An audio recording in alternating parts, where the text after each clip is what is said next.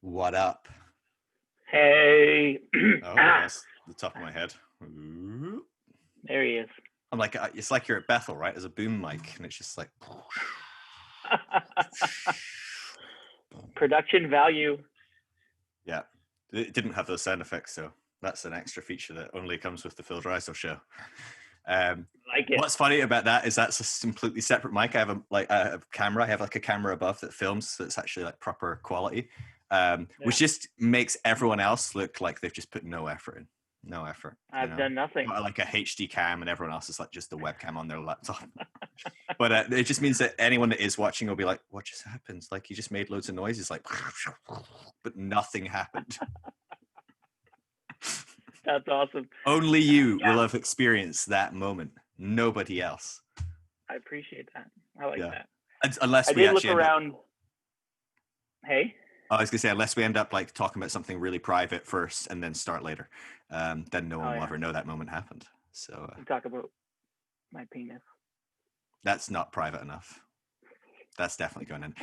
I just recorded a podcast with my brother and his wife, and it's kind of annoying because the audio quality is so bad. Like she's loud and he's like really quiet, but we did like talk about masturbations nonstop, me and my brother, like just laughing, but like joking and like talking about like times our dad like walked in on us or things like that. And it's just like, it's so funny. But I'm like, we talked about masturbation a lot there. Like it got off the call. It was like almost like, it was like 2.5 hours. And I was like, yeah, that was a lot. So there you go. Gotta make up for all the repression that is happening. Exactly. It's an insight into like the teenage household of my upbringing. So Sweet. My poor dad walking in on us all the time as well. But yeah. What did he usually do?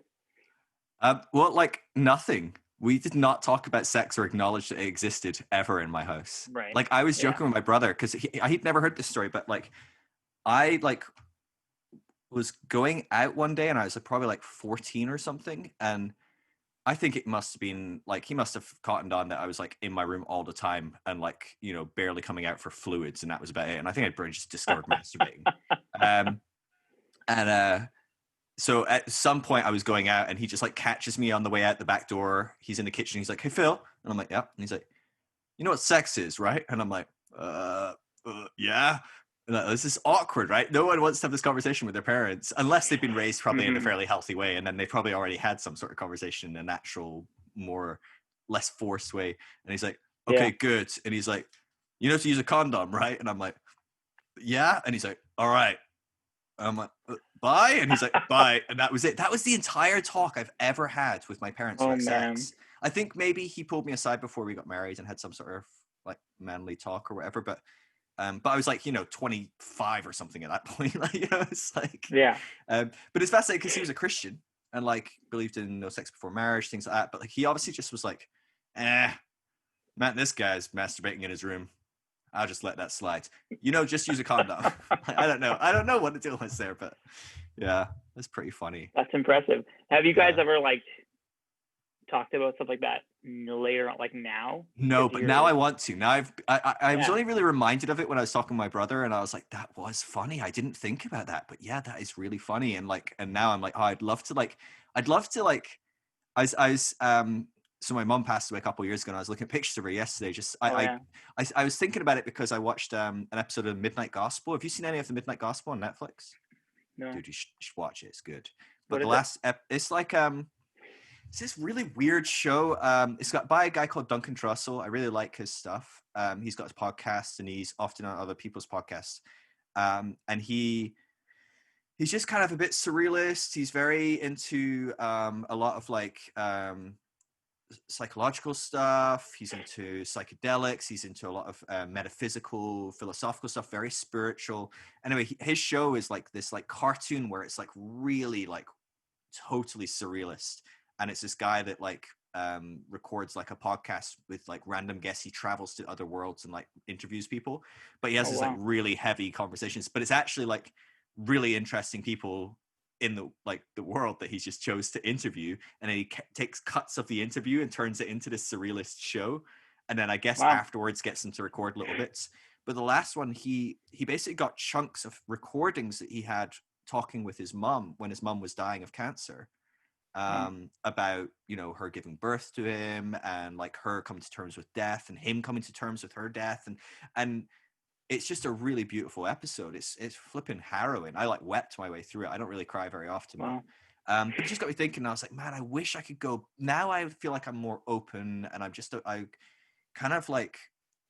able to be a bit more vulnerable and a bit more real, which my family just were never really massively into that. I don't think they would have.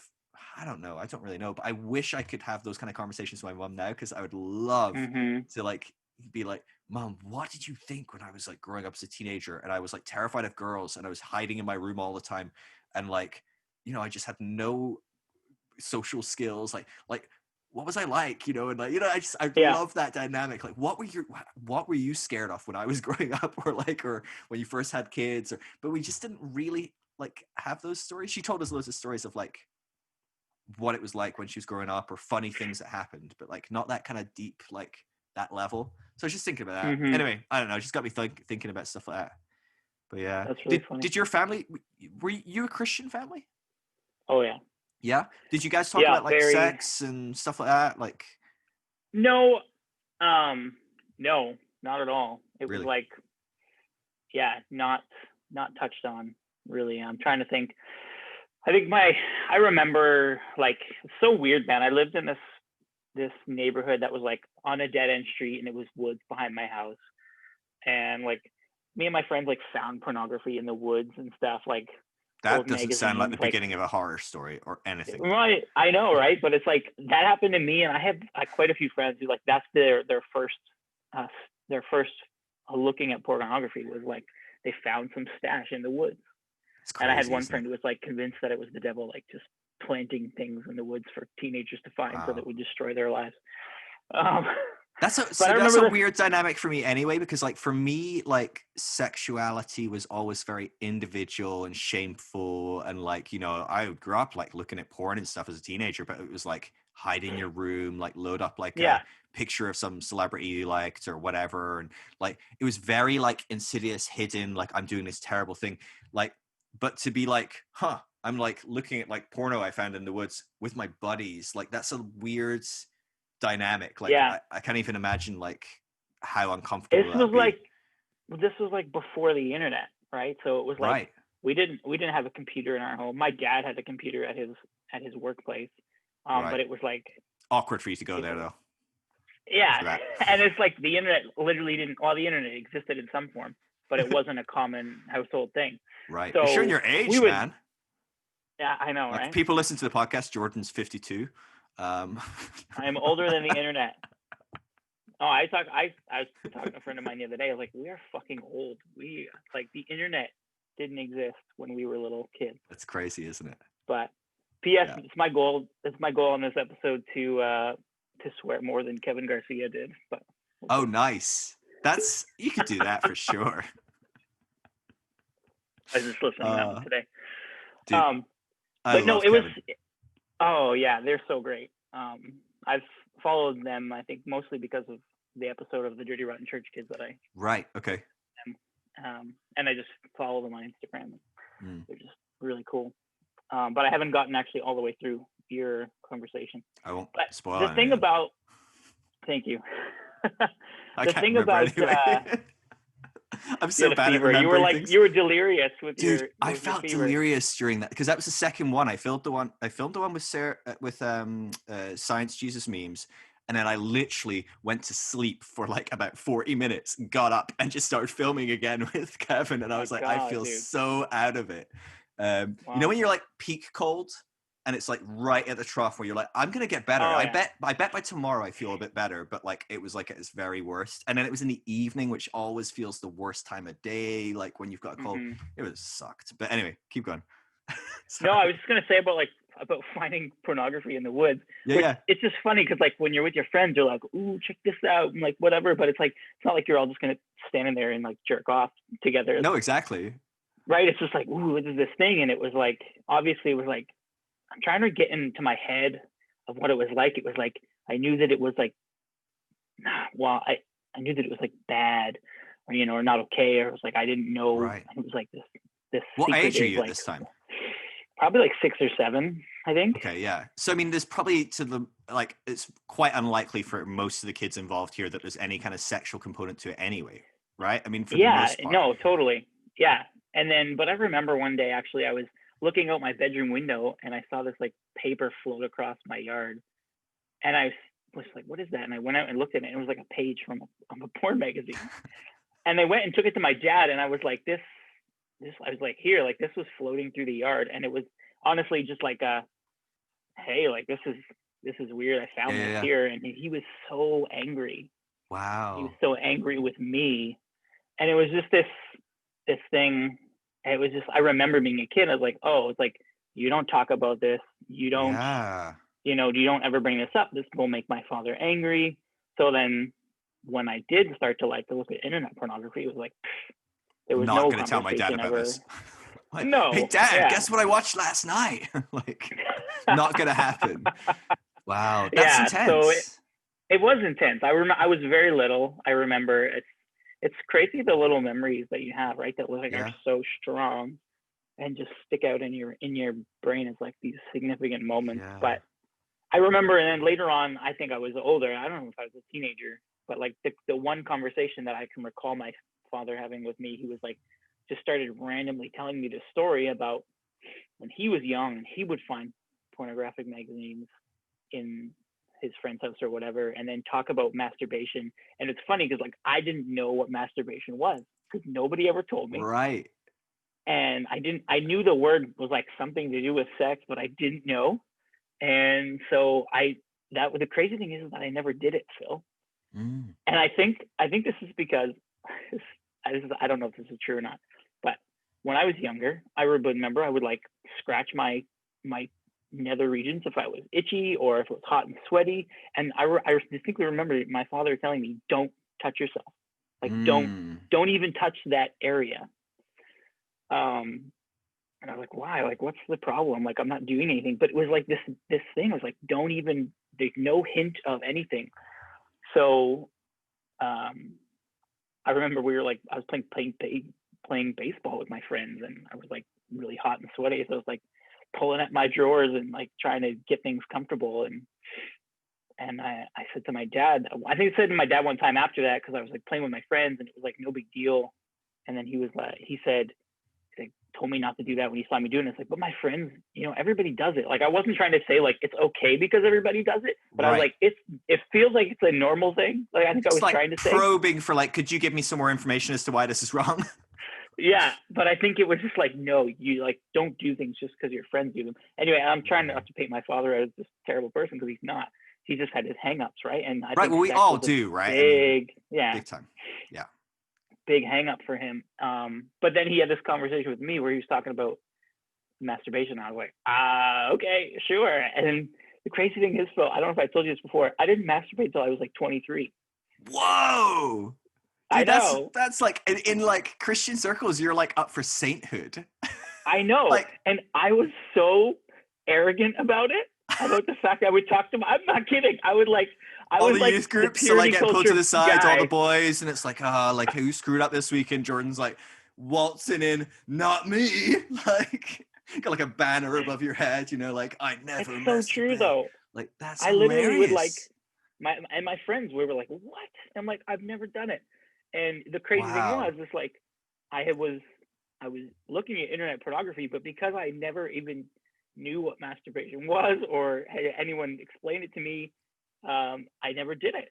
So Wow. I literally never touched myself. I don't know if it was like this fear of Excuse touching me. myself, but it's funny because you have like I have two sons now, and my 3-year-old, he's like he walks around with his penis in his hand. You know, he doesn't want to wear clothes, and he's constantly touching himself.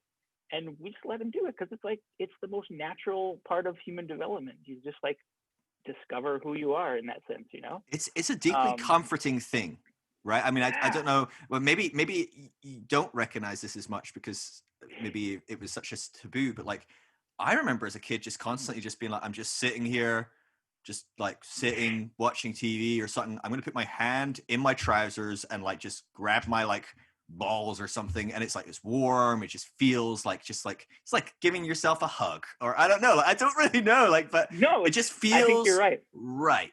And yeah, occasionally your mom would be like, "Get your hands out your pants, what are you?" Like, Yeah. whatever. But like, and I get it. I wouldn't have done that like at school at my grandma's house or something. Maybe I would have done it at the grandma's house. I don't know. But like, yeah, it feels it's a natural thing. You can tell it's natural because so many young kids just do that, and there isn't a Right. sexual component to it at that age. Mm-hmm. Generally speaking, again, I know that like that's not always the case, and this can be extenuating circumstances where things are sexualized at early ages. But it's really fascinating. It's really fascinating how different people are brought up in Christian culture. But like, it does feel like a lot of people our age, like, were brought up with a very hyper, it's a weird hypervigilance where it's almost like we're doing everything we can to avoid even talking about it. Not just like Mm-hmm. avoiding the action, but like we're not even talking about why we don't do this. Maybe outside of once you got into youth group, then we nonstop talked about it. But certainly in like a parenting, like I know like I had a conversation with Dr. Tina Shermer Sellers. I think you're familiar with her, are you? No, I don't think so. she's a sexologist. She's based out in Seattle, I think. And I think on Instagram she's like Dr. Tina Shameless Sex, and she's awesome. Okay. And she does a lot of work with people in purity culture and different things like that. But she found like basically she was doing work as a sexologist. She's teaching in college, and she was finding like basically there was almost like this switch in her therapy where suddenly out of nowhere loads of couples were coming to her married that just had tons of shame and hang-ups about sex. And she was like, oh, I see this on and off in my work, but suddenly everyone has it. And she was like, what Mm-hmm. is this? And so she kind of like backward traced like their age, and it was like around the age of like the whole purity movement, Joshua Harris, all this stuff boomed around the time that they were teenagers. So they were like the first Wow. wave of people starting Oh to go yeah. through his teaching. And she was like, you can literally like draw a line in the calendar and say, after this date, Christians will be fucked up as far as their sexuality. And she's like, and the line is like that movement. She's like, once that movement kicks off, you immediately can track people having screwed up sexualities. But the parents just didn't go there on the most part. I know some people's parents like did talk with them, but the point, Mm-hmm. the reason I bring her up is she was saying that the number one marker, they've done studies on how kids relate to their parents long term. So when they're no longer like children. And she says the Mm-hmm. number one marker for if children will be close friends with their parents after and during living at home as a teenager and a child, but after as well, the number one marker is, did their parents talk openly about sex? That's the number one thing you can do to Wow. ensure that you have a healthy relationship long term. Obviously there'll be exceptions to that, and and lots of people Yeah. that don't have that will have healthy relationships with their parents as well. But I thought, gosh, that's so interesting, because that just was not in my family like at all. Yeah. My family got awkward when people like kissed on TV. Like, do you know what I mean? Yeah. It was an awkward family for stuff like Can sex. I say? Oh, can I say this? And it's like, this Dude, is, please understand, everybody listening. I love my father. I love him dearly, and anything that I say about him is not. I don't know. Maybe I shouldn't be airing his dirty laundry, because I gotta say this one thing. I remember we were like driving by, and it's more, again, it's more a symptom of what he was a part of in the culture that he was in sure. than anything else. It doesn't reflect poorly on him, in my opinion. Um, and I'm a fucking idiot anyway, so. But what were we drove past this billboard, and I remember this again. It's one of those things that sticks out so clearly in my brain, and it was a billboard for underwear, like men's underwear, and it was like, it said, tested in the sweatiest place on earth, the crotch, and that was their like tagline. Amazing. And I Good remember my father advertising. seeing it, and he was like so disgusted that it was like, he was Wow. so disgusted, and then it was like, it should not be a something on a billboard, and it's just like, fucking underwear, like, Yeah. and It's that's, wild. yeah. But again, it's a testament to what he was a part of, and I think that generation, I think there was a lot of hangups in that sense. And Yeah. again, I'm learning lots about generational trauma, and I think I'm not sure. I'm trying to remember what we talked about before and not try to like retread the same things. But It's all good. There'll be a bit of overlap and a bit of evolution. Yeah. So I look at like my father, and like, you know, his dad died when he was 10 years old, so he didn't have a lot of that, what he needed as a child. Yeah. And so, you know, when he was growing up, and becoming a young father, he owned a business. He was like an entrepreneur when I was born and when I was young, and I was under immense amounts of stress, and so he didn't know how to deal with his emotions, and anger was something that would fly out of him because he didn't know how to deal with it in a healthy way. But he wasn't given the tools, and so that deeply affected me. And now I look at my life and like, I'm an entrepreneur and I have 2 small children, and I am stressed out, man. And it is hard to handle my emotions because I wasn't taught either really how to do it in a healthy way.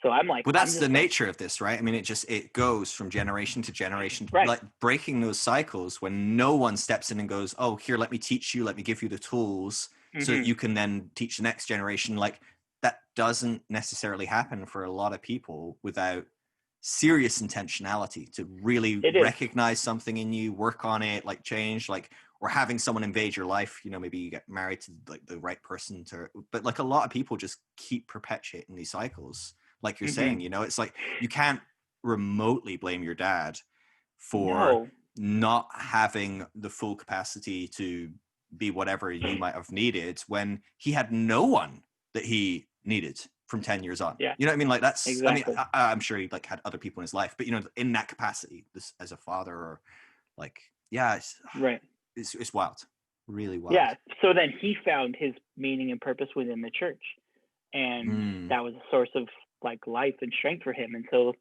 that's where I went as well to find when I wasn't receiving what I needed. It's like, well, I'll receive it from this place. And again, it's like, I think we talked about before, it's a good place to find some purpose and meaning when you have no other way. And it comes with like, there's a lot of belonging and relationship and all that stuff that a human being needs. And if you're not getting it in your family from the people you're really supposed to get it from, it's not a bad alternative, you know? Yeah. And a lot of the time the church can help people break out some of these cycles and help them grow and, you know, give them tools to become more connected. A lot of the time, not always. And sometimes it just doesn't at all. But, you know, it can be an amazing place for people to grow. And yeah. No, totally. And I think the churches that do that well are the ones that are more, I don't know. It's so hard to delineate between different types of churches because like, I want to just, the whole of evangelical Christianity, I think should just burn. I really do. At least the North American version, right? But, you know, you look at like African Americans as when they were slaves and they had this deep spirituality, you know, and they understood what it was to know God and to know Jesus in a Christian context that actually meant something for them as a hope that they would get beyond this, you know? And it's like, that doesn't look like this. It's not the same religion, in my opinion, you know, but they talk about the same person, the same Jesus that you worship. But it's like, to me, it's night and day. It's wild. Yeah. So that's something that Jo has been talking about on her Instagram lately, talking about how like, you know, you can separate yourself from toxic Christianity, but you can't just write off the whole of it because it is for a lot of people a really, really good and helpful thing and has been, especially for minorities, you know. And so to just whitewash it and say, oh, it's all bad, is just not. Again, it's another form of, she says it's another form of abuse to just you know, say this whole thing is garbage.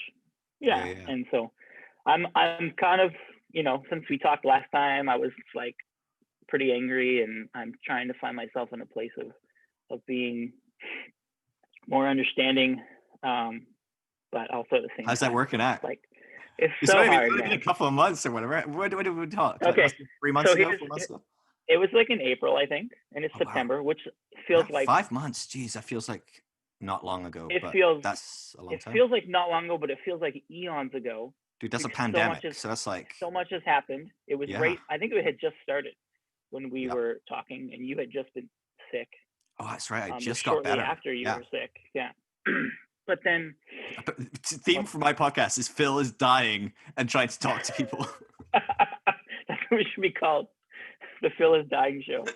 Watch Phil die in front of people. That's so Oh funny. man. Wow. Yeah, that's a long But time though. April's, I mean, yeah, I guess it's COVID days are like longer and like everything's longer, right? I mean, 5 months during a pandemic is like, oh, God, that's like 3 years. Like it just feels like it, but yeah. it also feels like 10 minutes. It's like, it's weird, like, which was Mm-hmm. it? But like, there's been, I don't know about you actually. I don't know how you've kind of navigated it all, business owner and stuff like that. Like there's all sorts of new stresses and strains and stuff. But for me, I feel like in talking to people, most people I've talked to seem to have had way too much time to think and way too much time to get introspective. Now, I say way too much, that might be really good stuff and good Yeah. things, but it feels like everything's slowed down. Everyone's at home a bit more. They're spending more time with their family. They're spending more time reflecting on what they do, why they do it, things like that. Like, so there's like, that time seems to have stretched in the amount of change that can happen in people in that sense. Mm-hmm. Like it's not a usual 5 months when people are like working nonstop, they're busy running around, they're running errands all the time, like they're barely, you maybe seen a friend here or there, like they're not stopping and slowing down and doing work internally a lot. Mm-hmm. What have you been up to for like 5 months? Apart from Dude, working on your anger, or including working on your anger? just being angry actually Just is punching walls over and over and over again?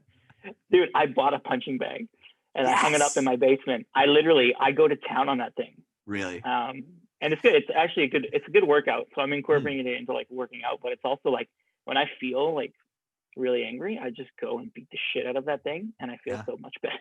Do you know what you're doing? Like, have you like ever had any training in like No, boxing or martial arts, or no. you I've just looked at go some down there and just videos kick the and crap out of it? yeah, I've looked at some videos and stuff, but it's all just like super, just the basics of Yeah. understanding. Stand a certain way and then swing. Yeah, cross, jab, hook, uppercut. But I used to play like fighting games too when I was a kid. So you would have all those moves. Same sort of thing, smashing A and B, and Yes, exactly. Mortal Kombat. Finish him. you didn't like rip the spine out if you're punch back.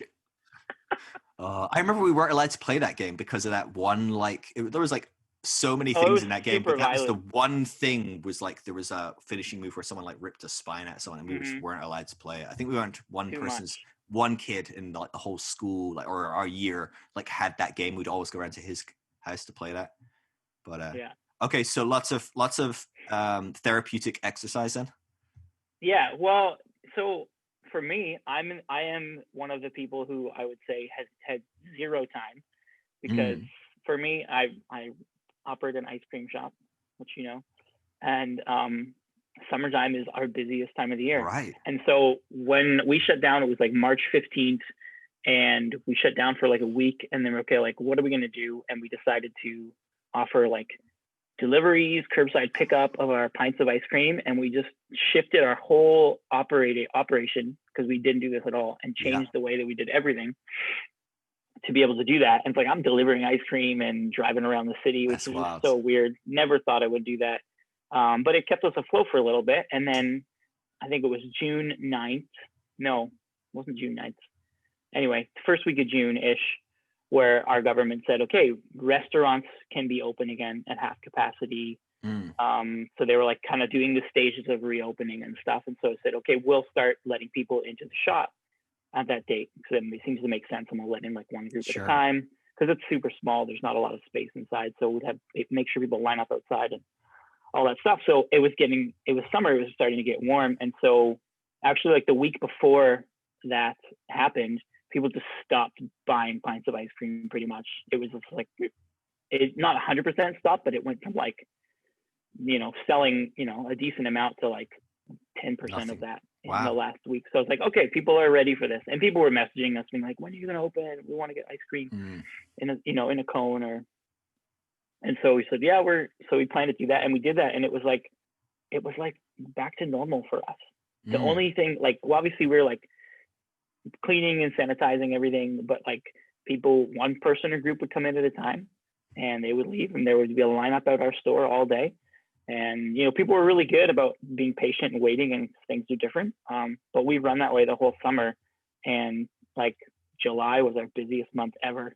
Wow. In the In three and a some half ways, years right? that Having we've a been big open. queue outside your shop, that's good for business, right? On some It is, level, yeah. like people are like, whoa. And I actually like it a lot better, because we would used to have the queue inside, because everyone would just pile in, and it'd be a huge lineup, and there'd be like 20 to 30, maybe not 30, 20, 25 people in the store, and it's loud. Everybody's Wow. talking. It's a small place, and we're just like, it creates a bit of a, Everyone's trying to squeeze past with their cone, not getting it like yeah, all it's over someone else. it's like a bit more of a stressful vibe. So now we're just having one group come in. And it's like, oh, this is nice. Hello, how are you? And we serve them, and then they leave, and then the next person comes in, and it's kind of actually been nice for us. But we still, like, again, it was like our busiest month. July was our busiest month, and then August was our second busiest month. Wow. And things are starting to slow down because it's fall and back to school, and it's getting cooler. Sure. But so I have been really busy all summer. I say all that to, like, my life has not changed one iota. Wow. In those terms, at least. That's great. So, I mean, that is a good thing. Yeah, I'm super thankful, because we do. I mean, like 80% of our sales are in the summer months, like from May to August. Like that's our year, and like things slow down a lot for us in the winter, and we kind of have to like. That could have really hurt. Hold on. Yeah, so I was definitely quite nervous about that when things first started happening. But so I've been like really busy.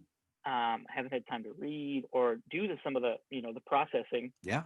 And some of the things that I would like to do in the midst of a pandemic and the protests that are happening in the States with the Black Lives Matter protests.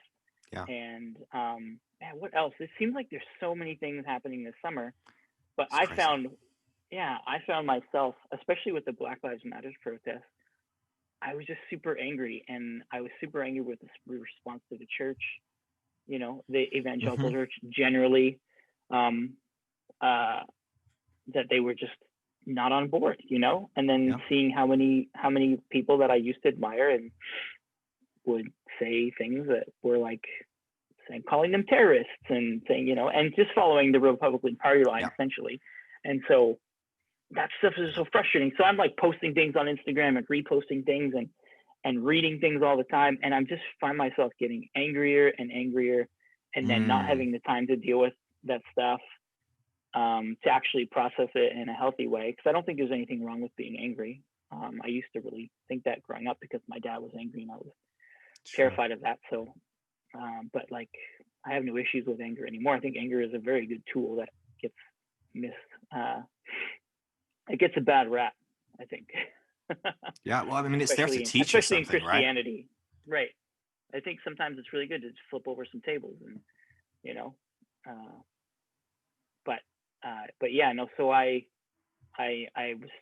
would say like this summer, the last 5 months have been really, really hard for me, and having 2 small kids and running a business, and just like having zero time for myself has really put a strain on me. And I was there have been a few times this summer where I'm like, I don't want to live anymore, and just honestly being at that place where I'm just like, I don't want to kill myself, but the thoughts come through my head, especially when you're in a vulnerable place.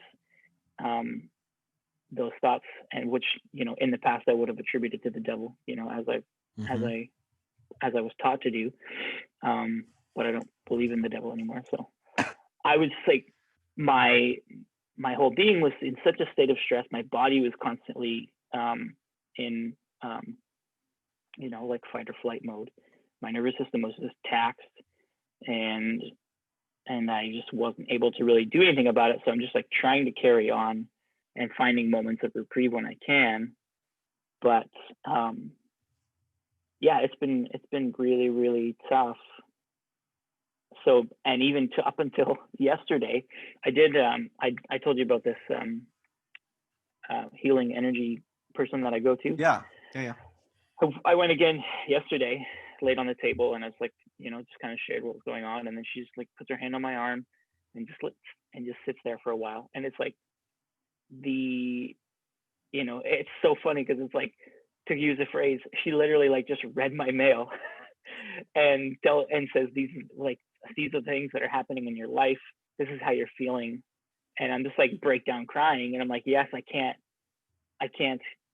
feel like I just can't live. I can't get over these things. I can't find healing. I can't get to this place where I want to be. I just feel like I just really suck at life. To be honest, I just am just, and she's like, you're just overworked and overwhelmed. And for me, I'm just like, I feel like, and this is something that comes from my conditioning, I think, within the church, like to do with like perfectionism and sacrifices. Like, I feel like I should be able to do all these things and be happy and healthy. But I'm like, she's like, running a business and having kids your age, and being in a pandemic and these things, like they're all taking up a significant portion of your brain, and you cannot do all these things. You need help. You need to do things for yourself. And the hardest thing for me is that I feel really selfish when I try to do things for myself. And I think that is just a huge part of like the conditioning that I have received, is where I feel like I've been told, like, you know, lay down your life for others, you know, no greater love has a friend, or you to lay down your life for a friend. And, you know, the whole Philippians 2 thing, you know, consider, you know, be like Jesus, who didn't consider himself, and being God, you know, became a man and humbled himself even at death on the cross. So it was like, as a child, learning all those things and feeling like I needed to do these things in order to be a good person or a good Christian. I just didn't learn how to take care of myself, I think is the thing. And I know lots of people don't know how to take care of themselves. And I'm an Enneagram 9, so I avoid conflict like the plague, and I won't stand up for myself. But one thing that I have been doing is like learning to stand up for myself these days. And it's gotten me into a few fights and arguments with people, which normally I would shy away from. But as I've stood my ground, I'm like, oh, I've realized like, oh, this conflict thing is kind of scary and not fun, but it's also kind of liberating to a certain degree. Like, I'm not trying to be an asshole, but I'm just like, no, I believe strongly about this. And, you know, in this instance, I think you're wrong. And so I'm not going to back down. And, you know, it's caused some tension in relationships, but, you know, I think as adults, if we're mature about it, we can still talk to each other and say, hey, let's not get offended and have a conversation. And we can get emotional and get riled up, but, you know, at the end of the day, if we care about each other, we can still, you know, talk it out and figure it out. So that's something I'm working through as well. But yeah, I just really, it's so weird because I don't know how to take care of myself, and I push myself to the side. I'm like, I have my wife, I have my kids, like I do everything for them. But it has caused a severe, it's been a detriment to myself and my own mental health and physical well-being. And it's like, when I'm down, it's like, well, I'm just going to eat ice cream and eat pizza, because it does give me that jolt of like feeling good. But I do that too much and I'd feel terrible. And, you know, it's just overall, those things are not a healthy way of coping. And then, and the other thing too is like being, you know, deconstructing and stop going to church. Like normally those would be the things that would be the coping mechanisms that I'd be like, this will help me get through this time. Exactly. And the idea for me, even of a personal God, is really hard right now. And I don't, it's not that I don't, it's so hard, man. Cause I'm like, I know you were talking, I think it was with Keith Giles, maybe. I just listen to your podcast all the time. Someone, you're the listener. It's me. But I was just listening. I've lost my train of thought. You're talking about losing your personal gods, but then you were not really sure how you were going to. Oh, you were talking about like people. Maybe I forget who it was, but you're talking about how Christians. Oh no, it was with Kevin, because you're talking about having a deep, charismatic, experience-based belief. You kind of skip the agnostic atheist part when you're going through deconstruction, and that's totally true of me. Sure. It's like I've never for once believed that there is no God or no art. You know, I've always thought, okay, there is something. I don't know what it is. Certainly the atheist part, maybe not so much agnostic where you're like, I just don't know. Yeah. But it's certainly like that capacity to go, no, there's 100%, there's nothing. It's really hard to let go of for a lot of people with that Yeah, background, it seems. totally. And I was like, I know that there's something so real and tangible because I have experienced it in different ways. Um, and even in my session yesterday, I was laying on the table and she's like, God is pursuing you. And I was like, and she's not, it's so funny because like she used to be a Christian and then she's not, I don't know if she would call herself this at this point. Like it matters, but she's just like, I know it sounds so weird coming from where you come from, but it's like, this is the feeling that I get is like, you're the one who is like stopping yourself from connecting with the divine or source or whatever. And you need to, you need to let yourself experience that. And it's true. I was like, cause I just feel like I feel like I can't pray in the way that I used to. I just can't talk to God in that way. And I feel like this thing that I'm going through, my instinct is it's like, I just want to ask for help. I want someone to save me. I want a savior. I want to pray and have Jesus make me feel better. But like, that is the thing that I've always done my whole life. And it has never helped me to actually be my own person and have my own strength and confidence. It's always been in something else, something other than myself. So I'm like, I don't know if I'm just being stubborn, but I'm just like, I can't do that. I just can't right now. I can't be like, God save me. And I can't just go to church and be like, please pray for me and help me. I don't have I don't have a reason for that. I don't know. I just feel like I need to be my own person. Do you feel you could do that? So you can't 100%. do it, but do you feel like you could just switch back in and go, yeah, if I went to church and just really kind of engaged with that and was like, yeah, God, you're going to save me. You think you could kind of like almost switch off the questions, the doubts or whatever, and allow yourself to kind of like re-immerse and feel that peace? Or I don't know if I could switch that off. I mean, I would have to like completely shut off a whole part of where I'm at. And it's like, I can't listen to worship music. I get triggered by that stuff. It's just, so I don't know how that would work. And now much more so when I listen to like sermons sometimes, because I still do, I'm like, that's bullshit. I'm like, I don't agree with that at all. And I would never, ever think critically in those ways. I would always think, yeah, this is awesome. It's funny. But I've had, I have those thoughts when I'm like really struggling. I have those thoughts of like, maybe I could just go back. But I don't know, man. I don't know if I could shut that off. But I think personally, I could be in a place where I'm like talking to God and saying like, okay, just save me. I surrender to you or whatever. But it's like, this is actually, in my opinion, surrender. I'm in a place where I'm like, I'm not continuing in the way that I used to. And I'm letting go of all those things and surrendering to the unknown, which is really fucking scary. Yeah, it's huge. And it's like, I'm just willing to say like, I don't know on so many levels. I don't know. And I want to be okay with it. So yeah, all this is like, it's just turbulent. it's really hard. I hear you. But I'm gonna tell you this. I was gonna start by saying this because I thought it was really funny. But I am home alone right now for the first time. That's right. You were saying for like the weekend, you've got the weekend off, right? My wife, I love my family. I love my wife. It's always just a precursor to anyone having time off. They're like, look, now I need to convince you that I love my family. Yeah. I absolutely love them. But it was like knowing that they were my wife is going to be with her family for 4 days.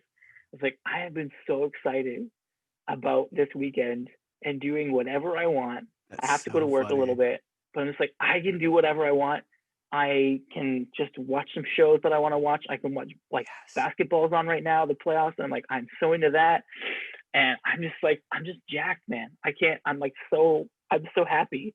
And it's like, I think it's really actually important for me to recognize and be like, okay, it's like, in this moment, at least, I don't feel selfish. I don't feel like that's beautiful. Normally, yeah. Cause normally it'd be like some sort of guilt. You shouldn't feel good about this, Mm-hmm. But knowing that I can like just rest. I had a nap just before you called. I'm like, it's Amazing. 2 p.m. I'm having a nap. I have an hour. I'm gonna have a nap before I talk to Phil, and then I'm going to play basketball later on when I'm done. I'm just like, You're living the dream.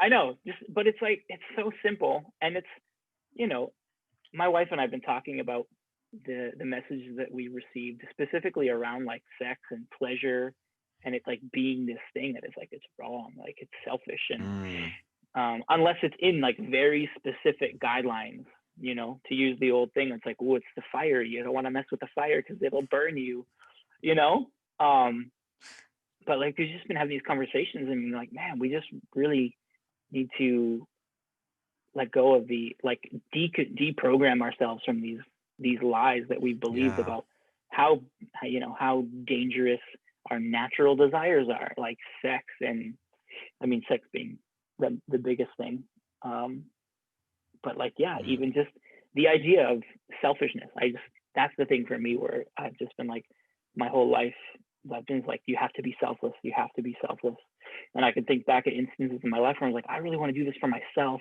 but I would feel really guilty. I would still do it, but I would feel guilty. Yeah. Like that thing of like being able to do something without any guilt. It's just like it's a struggle, but I think that's freedom, really, in a sense. Yeah. I get that. I mean, I get that big time. My wife, so Tilly's like, she's introverted like me, but her introversion and charging comes from being with one person that she loves and is like really, so she's like introverted, but with like a seatbelt, not full introversion. Like I'm like, I just worked on my own for 10 hours straight. I'll spend a couple hours with Till, and then I'm like, I could spend a couple more hours on my own reading or something. I'm immediately like, how can I be alone again? Like my default is just, you knew me, like you hung out with me loads. That's amazing. Like, like I like to be alone. That's a big part of my charging, and I love being with people, but I love to be alone. But for Till, like she doesn't like really being on her own, and she's like working on that, trying to figure out like, how much of that is some unhealthy stuff that she wants to work through, but a lot of it is just personality, right? And so she's like, so then it comes to the times where like, we're both not working, we've finished work or whatever, it's the weekend, but I'm like, man, we just hung out with some friends and I'm done. Like I need to like just go read or watch something or just do something on my own completely, like in a separate room. And Till's so good at like, she recognizes it before I do, and she's like, Phil, you need to be on your own for like just a couple hours, go recharge, and then we can come back and do something fun or whatever. But I find it so hard to enjoy myself and actually just like guilt-free, just go, I've got a couple hours, what am I going to do? Shall I read? Shall I watch TV? Shall I play a video game? Like, what shall I do? I've really struggled. Whatever I pick, I feel like really hard. It's hard for me to engage with it because there's something in the back of my head saying, even though Till sent me to do this and says, hey, you need some time on your own, go have it. There's something in the back of my head that says, Till doesn't like being on her own as much as she likes being with me. I bet you she's upset or resenting me or whatever. Like, she's not. Right. Or maybe she is, but like either way, I don't know. I'm just creating this narrative in my head that's stopping me from getting the thing I need right now. So that even after a couple hours, I go back and I'm still exhausted because I've been living in my head so much. But there's this lack of being able to go, hey, it's okay. Even if Till wasn't having as good a 2 hours, I need to charge once in a while. I need to have some time. I need to do what I need to do to take care of myself, even if it's having a nap or something. And I don't know where that comes from. I don't know if that's a family thing, a society thing, a church thing, maybe a mix of all of that. But I get you. I get you big time. Like I feel really guilty about stuff. Or even like that week where I was really ill and I did the podcast with Kevin and Christina and I did a podcast with a bunch of people. I'd been away for a week with Till's family and she was going away for 2 weeks and I was coming back for another week and I was going to like just slam work straight for a week. But on one slight element, I was also like, sweet, a week in the house on my own. I'm going to eat whatever the hell I want. I'm going to do whatever the hell I want. I'm going to get loads of work done. But also when I'm not doing work, I'm going to watch shows that she doesn't really want to watch with me and I never get around to watching, or I'm going to, whatever. I just don't care. Like I'm going to just sit around and do nothing in those few hours of like, when I'm not working. And then I got sick and I was just so miffed. I was like, dang it. I barely. But after working, I was just like dying. God was punishing you, Phil. But even having that week, like, that's it. I'm like, at the whole time, I'm like, I shouldn't be enjoying myself. I should feel bad. Like that I shouldn't like being away from my wife. And it's not that it's being away from my wife I enjoy. It's that there's other things I enjoy doing that I don't always get to do. Like, right, you've got kids, you know, you probably don't get to do certain things. And then when, you know, the kids go to be with the grandparents, you know, you and your wife get to really have a great time, that it's not because you hate being with the kids or you prefer not being Yeah. with kids. Just, oh, it's just we get to do some other things, you know. Sex. We're Right. obviously talking about sex, lots and lots of Mm-hmm. sex. Every time. But yes, it's a weird component, that feeling like able to feel free to enjoy things yourself, to spend money on yourself, to appreciate your own time, your own hobbies, like whatever it is, when you have other things that are obviously more important, much more important than myself. Right. That's a weird component. Do you think that is a religious thing that's been in you, or is that like, can you see that being other things? I think it is for me, because that's the message of Jesus, you know, take up your cross and follow me, you know, deny yourself, you know, and Paul especially talking about denying the pleasures of the flesh. And I think that for me, like, because I would like, man, that looks really good. I just have water. What are you drinking? It's like some squash, or what we call it squash in America, in the Squash. UK. It's like cordial. It's like orange and mango, and you put like this much in, and you fill it with water, and it tastes nice. Nice. It's basically cancer in a bottle, though, probably, right? Yeah. I mean, So I'm just kidding. God knows what's in there. This is gin. I was just kidding. Yeah, I was gonna say that looks like gin. It's actually an old tequila bottle that I wife and kids away, converted straight on the gin. Yeah. Jump on Zoom with Phil and just drink a liter of gin. That sounds like a that's deadly what we combo. Should do. We should actually like record a conversation where we're just drinking the whole time. Dude, that'd be pretty funny. Yeah. Next one. Okay, remind me next one, and I'll get a bottle of whiskey up here, and we can see where it goes. Scotch. It just ends up being like a 10-hour podcast, so we're just like making no sense at all. Yeah, oh man, I love it. What were we talking about? I have no idea. Yeah, we were saying like the church and like take up your cross, deny yourself, and all that. I think it's like, I don't know, man. I memorized the Bible when I was a kid. I read so much of the Bible, and I would see these things, and like I would ingest them, and it would become a part of who I was. And so these ideas became the framework for how I built my life. Mm-hmm. And I think especially as someone who didn't get the message as a child that they were loved and worthwhile and safe, you know, I didn't get those things from my parents, unfortunately.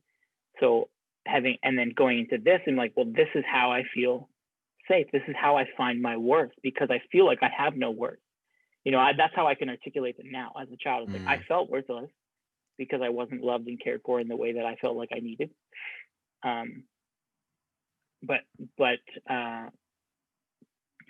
So now it's like, oh, this is how I find my worth in this way of being and doing these things. So I created my whole identity around that.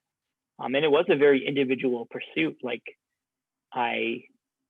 it's funny because, you know, having grown up in this whole world of evangelical Christianity with a charismatic bent, it's like I don't feel like nothing was like overtly said to me. Mm-hmm. Not nothing, but very little was overtly said, and it was so much was just assimilated by the culture and by the way that scripture is read and interpreted and applied. And so it became just this thing. Like for me, it was my journey. You know, it was me choosing to do this and me seeing friends walk away as a teenager and a young adult and be like, no, I'm committed to this. This is my life. This is real for me. I'm not going to let go of this. It's too real. It's too much. And, you know, I never thought that I could ever leave that world. But I look back and I think I've always had this open mind and this curiosity and this desire to learn and to discover more. And that's what has like led me to where I am today. You know, it's like, I think I am who I am personally. I don't think because of the church and the church culture, but I honestly think in spite of it. You know, I think there are elements of my life that I I have been obviously influenced by that whole world. You can't escape that. Yeah. But it's not like, I don't think that it's like the main part of who I am. I think I do have an independence that I've always tried to figure things out and learn and grow, but it was so hard to detach from that, if that makes sense, Yeah. for my No, whole life. absolutely. And now that I've detached from it, I've realized how much of it like did actually like serve as like a crutch, you know, or a coping mechanism, or a way to deal with the pain of life. Does that make sense?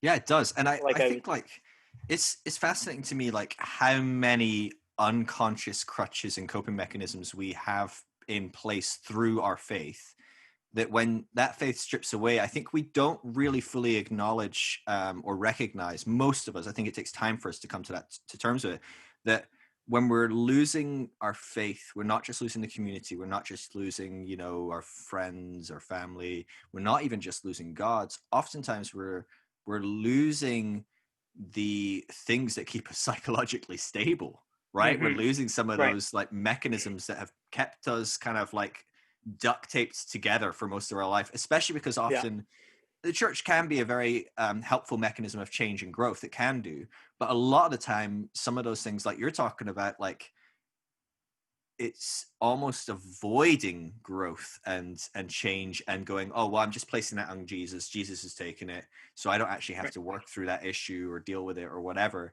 And so at times, like we've got all these kind of things that we have kind of like just duct taped together and gone, yeah, it's fine. Jesus is holding that together. So I don't need to worry about that. And then like 20 years later, we take Jesus out of the equation and it's like, holy shit, there's a lot of stuff held together by duct tape here. And 20-year-old duct tape still holding together, but it's not looking hot. You know, I don't put anything on top of that. And so I think that's an interesting point. I hadn't thought much about that before, but like how potentially psychologically fragile, I'm not calling you psychologically fragile, but, or maybe I am. but aren't we all, like, right? But I don't think we recognize how fragile we may be because of maybe some of our faith was just sitting in place, kind of either covering up something or holding it together temporarily. We didn't think it was temporary. We thought it was forever.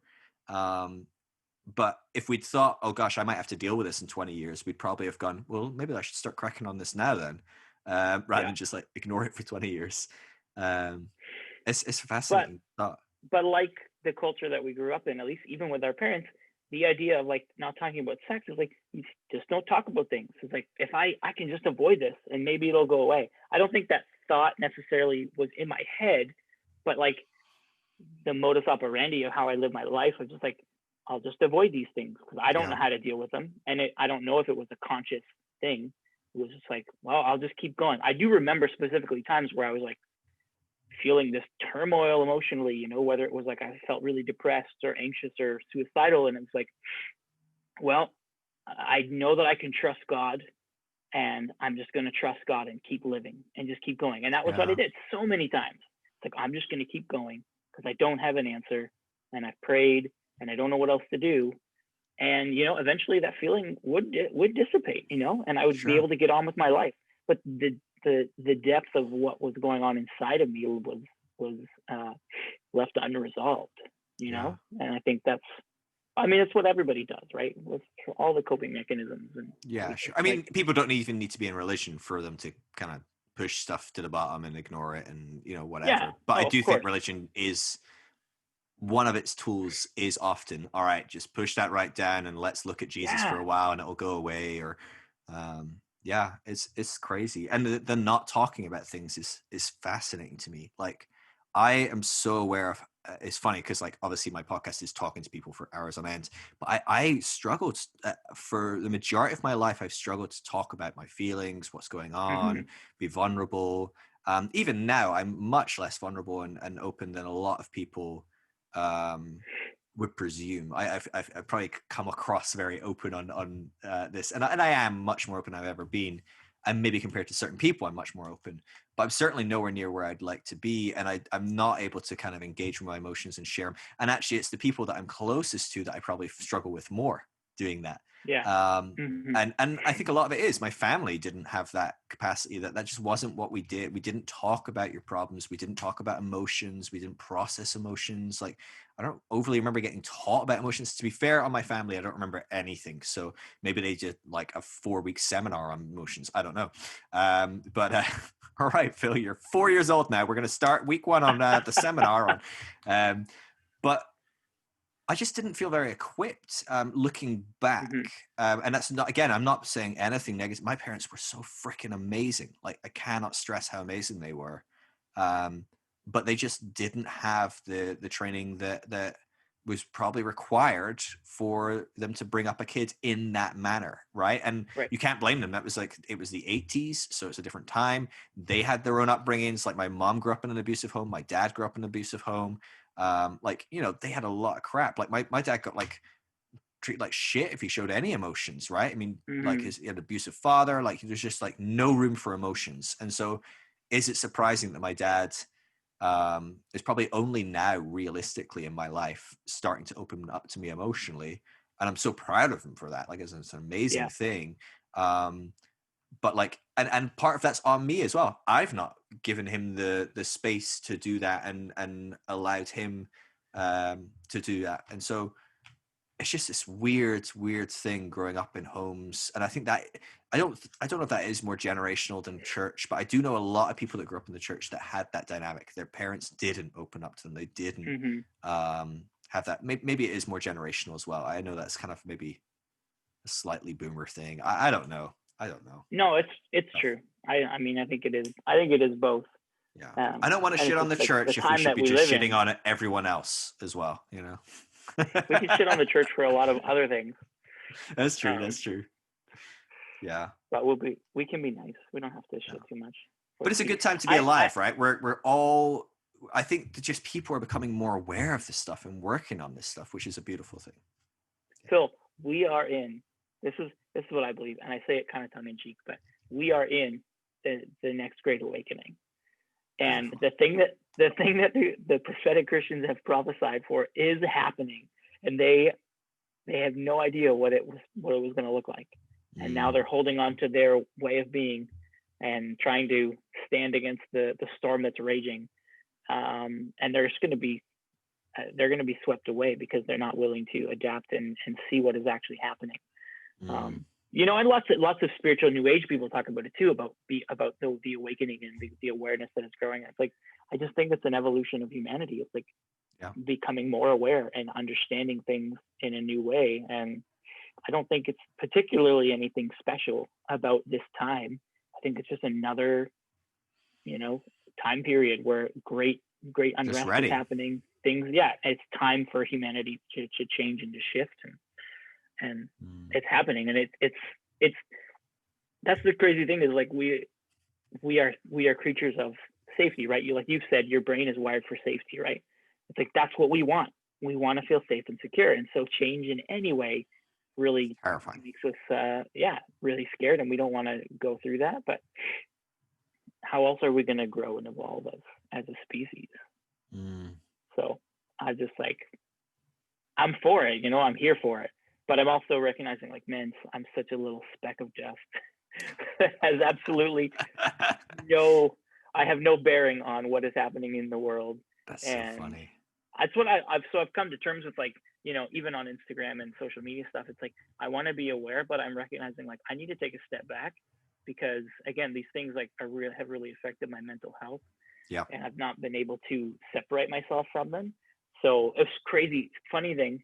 So I was listening to Rob Bell, who, even though I don't believe in necessarily gurus, he will always be my guru. I love that. He's led me in so many ways. And I was listening to his latest podcast because he hadn't put out one for a couple of months, I think. Oh, really? I think he usually takes some of summer off and doesn't do anything. But he put one out, and I think it's called So You Went Into the Water. And he's talking about baptism. And it's just, I just love, he is my like my tether to, I don't want to say like typical Christianity, but like to the Bible and to all the, what I think is like real Christianity. And the way that he talks about it is so fascinating and powerful.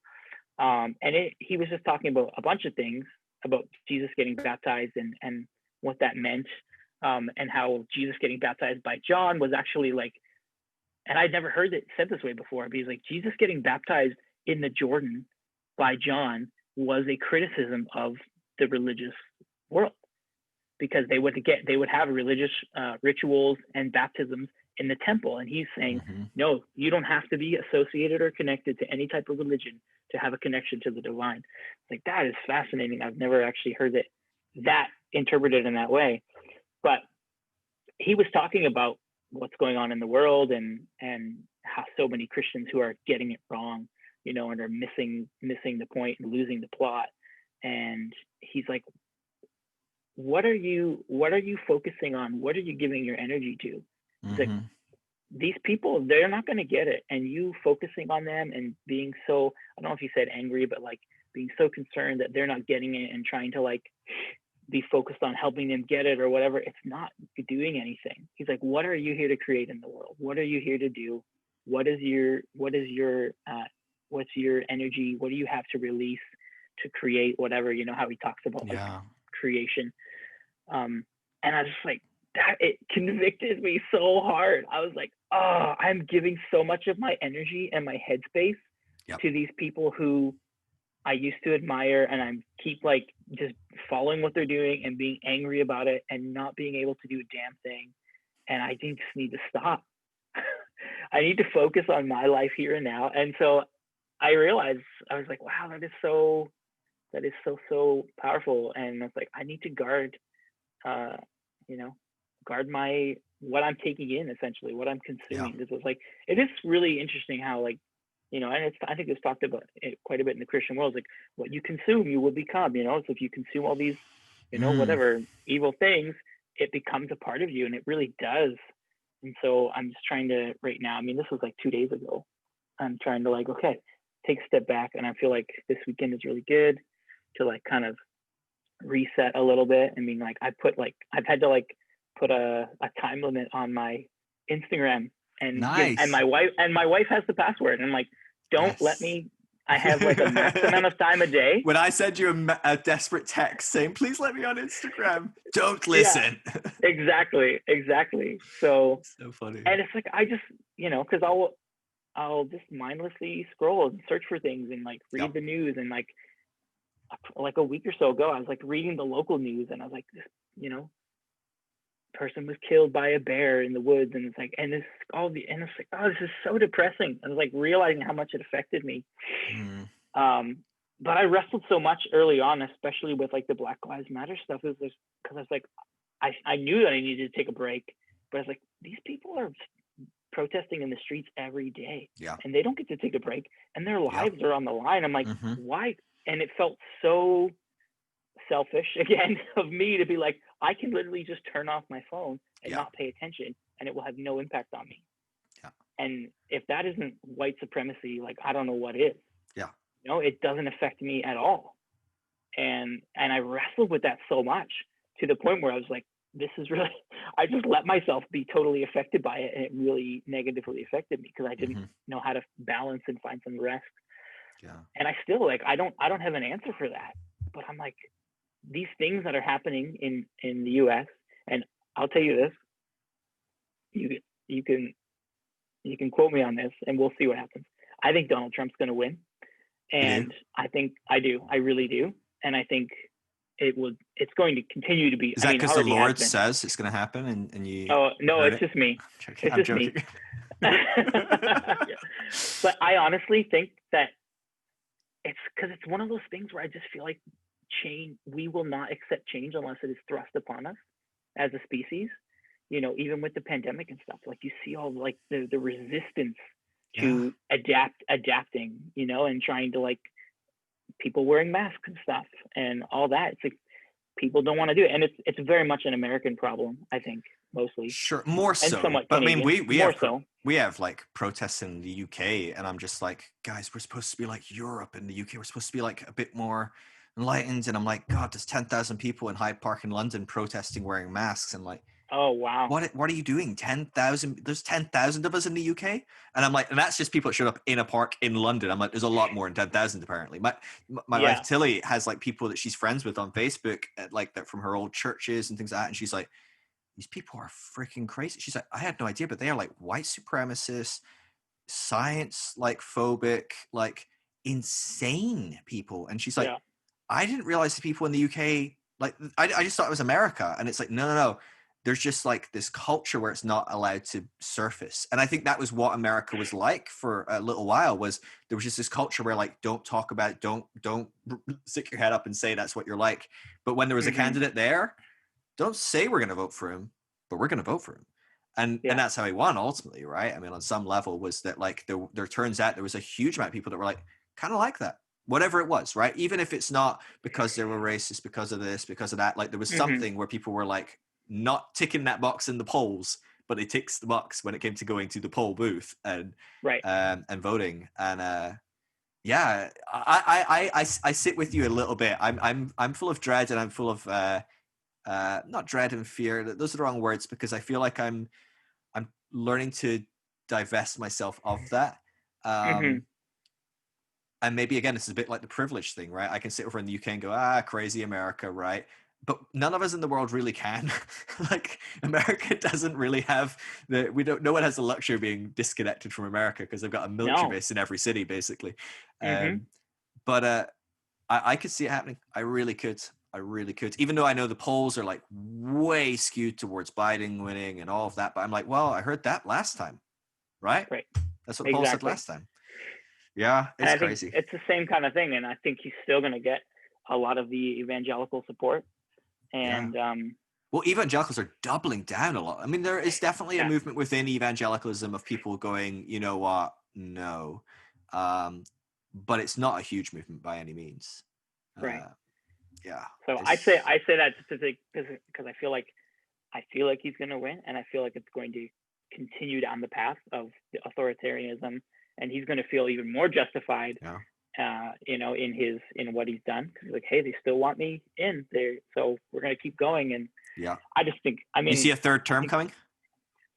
I don't know when it gets to that point, but it seems like I'm pushing you for more and more ridiculous predictions. It seems like a lot of people would gladly trade in that it seems like it's the end of democracy in America, and people are happy to trade it in. I think we all are a little bit for that, though, right? On some level, like, right, I think that's maybe not quite fair, but like, I think on some level we would all, given the right person that supports what we're about, that's really changing the world, we all would go right back to Israel and go, yes, we'll have a king, please. We'll have a person that represents us well and makes this nation like a bastion of what we believe we should be like. And maybe if you're like a super left leaning and you think Trump's the Antichrist, if you had a leader that was going to come in and go, look, we're not going to do it the way we've done it before. Voting's corrupt. It's screwed up anyway. What we're going to do is we're going to install basic universal income, and we're going to have whatever, I don't know, whatever the left would really love, right? We're going to make sure everyone's covered in welfare and it's good, and we're going to get jobs back up and running, and whatever it is, I don't know. Like, I think all of us a little bit would like be challenged in our fierce hold of democracy when we were offered exactly what we want. And I think what's fascinating to me is that for a lot of evangelicals, that is Trump. Like, that's exactly what you want. And I'm like, it feels like there's huge compromise going on, and you're just blind to the compromise, because there's no way that's exactly what you want. I get that, like, he's ticking certain boxes that are like your one main option, right? So maybe it's abortion, maybe it's getting you jobs or the economy or whatever, whether he can do those things or not. But right, I just read yesterday that he promised, sorry to interrupt, he promised to defund Planned Parenthood completely if he there you go, evangelical vote. Like, I mean, you and I grew up in like evangelicalism, the charismatic movement. I 100% know that, like, whatever people's beliefs about Trump's day-to-day life, I can go and look at Bethel, where we were for a while, and go, oh no, they were willing when I was there. I don't know, were you there when the second election? No, I think you've gone home by this point. But like when it was Obama and Romney were head to head, and they were literally, I talked about this in my last podcast, but they were literally at Bethel. They were like, Romney is the Christian man, a Christian choice. And I'm like, hold on. 6 weeks ago, you would have said he's a cult, right? I mean, He was Mormon, right? Christians look at Mormonism as a cult. And now you've had to embrace an entire cult so that you can call one candidate the Christian choice over the other solely on one topic, like family values or traditional families, or, you know, basically abortion, homosexuality, those kind of topics. That's basically all that mattered, right? And you can look past any other topic. That shocked me then, but the fact that people are willing to do that for Trump. So if Trump goes, oh, I'll kill Planned Parenthood, Christians across the board, Protestant, Catholic will tick that box, because that is the devil to them. They will take pussy grabbing and everything else all day. It's just wild. But I get it as well, because I've been that passionate about certain causes, about one like, do you know what I mean? It's like, what would the black church in America give if there was a candidate that came up and said, I am going to just crush racism. It's no longer going to be a thing, but also, I don't know, I'm going to just go to war every couple of years with another country somewhere. Maybe that would challenge enough. Do you know what I mean? I don't know. I'm trying to think of a group of people that are so wanting one thing to be reformed. I'm not trying to speak for black people and say they'd be excited about people getting bombed in another country, but like when you're under such a perceived oppression, which the church perceives that millions of babies are being killed every year, whether you believe that's what's happening or not, that's what the church actually thinks is happening. Like it's like a Louis C.K. stand up. Have you seen that? The Louis C.K. stand up in San Francisco? And he's in San Francisco and he's like, can you believe Christians? They're like anti-abortion. What a bunch of nutcases, right? He's playing up to like the San Francisco audience and they're all like, oh, yeah. Oh, I have seen, yes, like, I remember this. Yeah, they think that millions of babies are dying every year. And the whole crowd just kind of like kills. And he's like, yeah, he's like, I mean, I don't believe that, but I hope that if I did believe that, I'd be as against it as well. Like, surely we can all like recognize that, like, just with a perspective change, these people aren't crazy. They're actually really passionate about something very important, right? That's like saying, can you believe these crazy people trying to stop Hitler with his Holocaust? It's like, no, that sounds really sane to me. And so if we framed it like, oh, there's a country that's killing millions of babies and people are trying to stop that, I'd be like, yeah, which country? I'll get on board. I'll sign a petition. I'll send money to that. It's because we have different definitions of what that means or what that looks like. But I can see people ticking a box 100% if that's what he's offering, and he knows it. That's why he's offering it, right? Yeah, of course. So where does that come from? Because I'm really curious. Is it just a form of fundamentalism? Because I feel like, is it like because of the duality of thinking, like a black or white, right or wrong? As I've been thinking about like Christian fundamentalism, and when you think of Christian fundamentalism, you think of like, the Westboro Baptist Church, right, and those kinds of guys. But it's like, what I see it as is any fundamentalism is any group that is so rigidly adherent to one specific thing or a small type of things. They're just little set of rules, or and they won't compromise in any way on these certain things. And I look at something like Bethel and I think, oh, they're very fundamental about like signs and wonders, miracles, and like the joy of the Lord. And like, and they said, these are the things that we are focusing on, and we're not going to focus on these other things. Yeah. And I'm just curious about that, because I just wonder, I'm like, because obviously they're big Trump supporters. And for me, it was like, that was kind of the beginning of the end of my relationship with that whole world. Cause I was like, this doesn't add up to me. I can't get behind this, but they're very willing to do that. And so I'm like, I'm just like, what is it? Like, cause I just see, like, to me, it's like, it's very antithetical to who Jesus is. Yeah. To support this man and say, but is it because like they're so focused on, it's like you're so focused on one thing or some things, like having the blinders on, it's like you literally can't see the other things. We were encouraged to like wear blinders, right? Yeah. In that sense of like, focus on Jesus and don't let anything distract you from Jesus. And I look at somebody like, I don't know if I should name names, but there's a certain charismatic worship leader gallivanting around the U.S. garnering support. Everyone's immediately going to know who you're talking about. And like, to me, I'm like, he's the poster boy for what it looks like to be a radicalized Christian Right. in And Bethel have North America. disassociated with him largely as well, which is fascinating. Like Really? Like, I saw a thing where basically people were posting. We're talking about Sean Feucht. I don't know if people like have picked up on it or not, but if you can research this guy, he's a fascinating. But I mentioned his name because he is an interesting study. You look at this guy. I mean, he tried to run as was it a senator or a Congress? I think it's senator, right? He tried to run congressman. Congressman, right? So he tried to run for Congress. I mean, he's really radical, but his whole thing was like, I'm gonna change government so that like we'll get abortion changed. That was his big thing again, like was this abortion, religious freedoms. And now he's very much on the religious freedoms. He's arranging gatherings in like, is it in Walmart? He's like gathering people in Walmart to worship because they couldn't worship in churches. And it's crazy things like, all these kind of stuff. And on one level, on a libertarian level, on a freedoms level, I'm like, I understand the principles under here. But unfortunately, those principles don't seem to jive too much with Christianity, which doesn't care about your liberty. Your liberty is to be let go of for the sake of liberty of others, right? Like that's the whole point for freedom. I have set you free. So you're free to make sure other people are free. And I think, generally speaking, not giving people COVID-19 is a great way to make them free. But I think the fascinating part of that was that even Bethel, that are very right-wing, conservative, any of these names that you might use, and not everyone at Bethel is a Trump fan or whatever, but the majority, certainly in senior leadership and things like that, they've been very vocal about being Trump fans. They've not been too much the last few months I've seen. They've definitely been vocal about other things, but they've not specifically been, you need to vote for Trump. But that'll ratchet up. That always rackets up in the last month. And then they issue some sort of apology around the time where it's too late and everyone's voted. And then it happens again every 4 years. I've been through this with Bethel every time.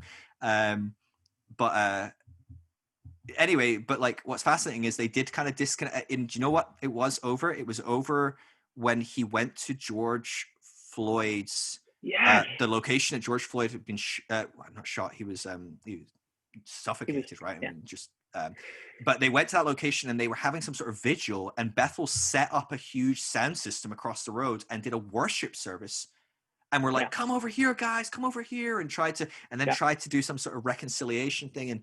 And but it wasn't Bethel, it turns out. And that's why Bethel were really vocal of like, no, that's not us, that's Sean Feucht. And so it was only then that I realized, oh, those two are no longer kind of connected, and Bethel were we don't want to associate with that. So I was like, well, at least they were drawing some sort of line there. It's just, it was as someone that like still has a very strong fondness for that group of people, for that community, whether I agree or not. I mean, they're my family in a lot of ways. That's where I've come from. A bit like, I love my mom and dad, but like, gosh, they got some issues or whatever. It's the same deal with Bethel for me. I'm like, I love those people, but we don't see eye to eye, and I hope that they have room to change and grow. But yeah, wild. Like, I mean, like fundamental, like you said, like, I mean, how on earth is this your priority in the, like, for me, I'm like, that's your priority in the midst of all this, but I don't have the mental space for half the stuff that like I should have the mental space for. And you're going to war with the US government for your right to spread the virus. Like, that's different approach, really surreal. Sorry, I interrupted you to go on a rant, but like I just thought people should know that roughly cool, talk around this person of who he is or whatever. And, I knew that he wasn't like technically at Bethel, like on staff or worship leading or anything anymore. Was he at some point? I feel like he was at some point, or maybe. Well, he was part of like he was the their Bethel worship Music team Collective. And stuff like that. Right. But yeah, like, but I know like he still has obviously like a relationship with those people and the Johnsons, and he got there like long after we were gone as well. Like I have no relationship with him, never met him, like, so I can't comment. I'm sure he's a nice guy. I don't know. Maybe not. He's come to our church here. Oh, cool. My old church. Yeah. My old church. Multiple times. But and it was, I mean, like I don't have anything bad to say about the guy and his character or anything, but I'm just really fascinated by that idea, or you look at somebody like, talking about purity culture, like Joshua Harris, who was like wrote these books when he was like a teenager, and was so passionate and focused about this thing that he was convinced was right and true and good, and now, like, obviously he is recanted and, you know, has apologized, and as an adult realized how toxic that was for a lot of people, and myself included. It's like, I love those books. Talk That's about so me funny. being so proud of, like, Oh, not little pat masturbating. on the back for Jordan. Yeah, I mean, Dude, I was like, I poster kissed child. dating goodbye, man. I kissed it goodbye. And I was like, all my friends in high school were like dating. I was like, you know, I didn't say this, but I was like, you losers, like, Yeah. you can't control your hormones. I'm Yeah, like, what's you wrong kiss with dating you? goodbye. I kiss masturbation goodbye. I don't even masturbate. You think kissing's temptation? I ain't got no temptation. Oh, that's so funny. Oh, dude, that's so good. But like, oh God. Yeah. So I don't know. That's the thing for me. I was like, I would like to do some more research and reading, but I have no time because, I think, you know, is my there life. But something? Oh, I don't know. I've got like new lights and it's hot. They're hotter than I thought oh, they'd be. really? I'm like shining as well. Like, You're beautiful. You're but glowing. I probably shouldn't be wearing a sweater. That's the biggest issue, to be honest with you. Is I'm wearing a huge hoodie. I am as well. They, what was I going to say there? I think one of the big things, I think there's something in us as humans that we want something. I think we need control, right? We need to feel in control. Yes. We need to, and I think there's something about, let's be honest, right? If I was to be like, all right, Jordan, you're in charge of the US, fix it. You'd be like, fuck, really? I maybe have some ideas for a couple of things, but if I'm honest, I can maybe grab a couple of ideas and run with them. I'm going to need a lot of help. You know what I mean? It's just an overwhelming concept. There's thousands of different categories, and Oh, yeah. inside those categories, there's millions of different things and rules and regulations and employees. Like, there's so much to go on to try and run a nation. And I think we feel powerless. We feel scared when things aren't going the way we want. And as Christians, that's often the case, right? Because we're moving forward, and Christians, generally speaking, are trying to move backwards. So it's a very scary, all that different stuff. And I think we latch on to an idea. If there's something that we can control and maybe gain control or fight for, if we can have a cause that's nice, it's simple, it's something we can fight for and make a change in, it's huge, right? I mean, we know the power of that. Like, a great example of this was, do you remember the plastic straw like thing that just blew up everywhere and everyone was banning plastic Oh, straws and things like yeah, that? yeah. Well, what's interesting about that is they traced like kind of the money behind that, and it was actually a lot of it was financed by the oil industry, Oh, and really? also the fishing industry. And what's interesting is when you actually look at, I mean, pollutants, where plastics are getting used and stuff, like not much plastic is really burned on making some straws, right? You know, not much Yeah. oil goes into that. And then when you look at ocean, what the oceans are full of, when we look at our trash, not many straws in there. There is, but like Yeah. a lot more fishing tackle, a lot more crap, a lot more like plastic bags or whatever. And it turned out that like people basically were given, what is something that you can make a cause, you can make a difference, you can do and feel good about it, and Right. you've got a victory. But actually, the people that are really fucking over the planet have still won, and they've not lost anything here. And that was like, it was a good example of that. But I think on some level, we're tapping into these things when we go, if I can just, the church really could, if we really hunkered in and just focused on this, maybe we could stop abortion. And framed the right way, you can save millions of babies' lives. That seems like a big deal. Like, I mean, and it is, and I don't want to minimize people listening to this. I showed this by research. About half the people that deconstruct still have a problem with abortion. They still go, I'm not entirely sure what I feel about abortion. I'm not comfortable with it. So people listen to this. I'm not saying abortion is good or bad. I'm just saying, like, it depends on how you perceive it, whether you're going to say it's good or bad. And so if you're perceiving it that way, like, it becomes this huge victory, like a huge victory, right? It's a massive one. It's much bigger than saving the world via plastic straws. This is like, you're saving millions of lives if we can overturn this rule. And so suddenly you're like, this is a mission, right? This is why you have tens of thousands of youth, you know, with tape over their mouth, camped out on, like, you know, Washington's lawns, and, you know, like stuff like that happens because it's like, this is a march we're going to get to. This is a fight we can do. Right. And I think there's something in someone like Sean where he grabs a hold of something that can become a movement. It's a very simple thing to be like, I'm a Christian. I feel powerless. I feel the government and I feel the world forcing things upon us, making us uncomfortable. I don't like the control. They've not let me go to church anymore, and I don't like that. It's a very easy win for me to go, okay, how do I rebelliously start running? Oh, they're letting people shop. Let's worship in shops. That'll teach them. Yeah. Or, oh, you can go to the beach. All right, let's have a 10,000 person or 3,000, whatever it was, gathering on San Diego's beaches, which they did. And on some level, that's a huge victory. You see those Christians are sharing pictures of thousands of people and hundreds of people getting baptized in the ocean, and they're like, this is amazing. And I'm like, yeah, I guess it is. I guess it really is for you. Like the way you're framing this is a huge victory. But I think there's something of that in fundamentalism where we can kind of almost reduce life to this simplistic world where I can be in control and have a victory and feel like I'm winning. Whereas actually when you start stripping it away, you go, God, it's just overwhelming. Life is a bit overwhelming, right? You look at something like Black Lives Matters and you're like, this feels overwhelming. Maybe we get a bit of reform here or reform there, like certain, I remember some districts were like, they released, there was like 8 things that Black Lives Matter were asking for. And it was things like, we won't restrain people by kneeling on their necks. And I was showing that to my brother, who's quite militant anyway, right? He's a police officer in Scotland and he's funny. He's a funny lad. But on the scale of like pretty intense to like pretty chill, he's definitely like a 12 on the intense scale, you know? And he's like, that's a thing they had to ask for. He's like, that what? Like, my brother would love to chase down a criminal and jump on them any day of the week. But he's like, no, they would have to be a criminal and they'd have to be, like exerting some sort of force or anything for us to ever do anything. So he's like, that's kind of wild that that's even a thing. But that's a victory. It feels like a big victory. But you take a step back and you're like, okay, but like other people in the rest of the world aren't even needing to ask their police not to kneel on their necks to hold them down. They can just, maybe hold them down, by their hands or, whatever. Like, I mean, a good portion of the world managed to do this without kneeling on people's necks. You could argue it's a effective mechanism, but most of the world doesn't do it. And it's just, but it feels so overwhelming, right? So it's almost this manageable thing. And is it good that got overturned?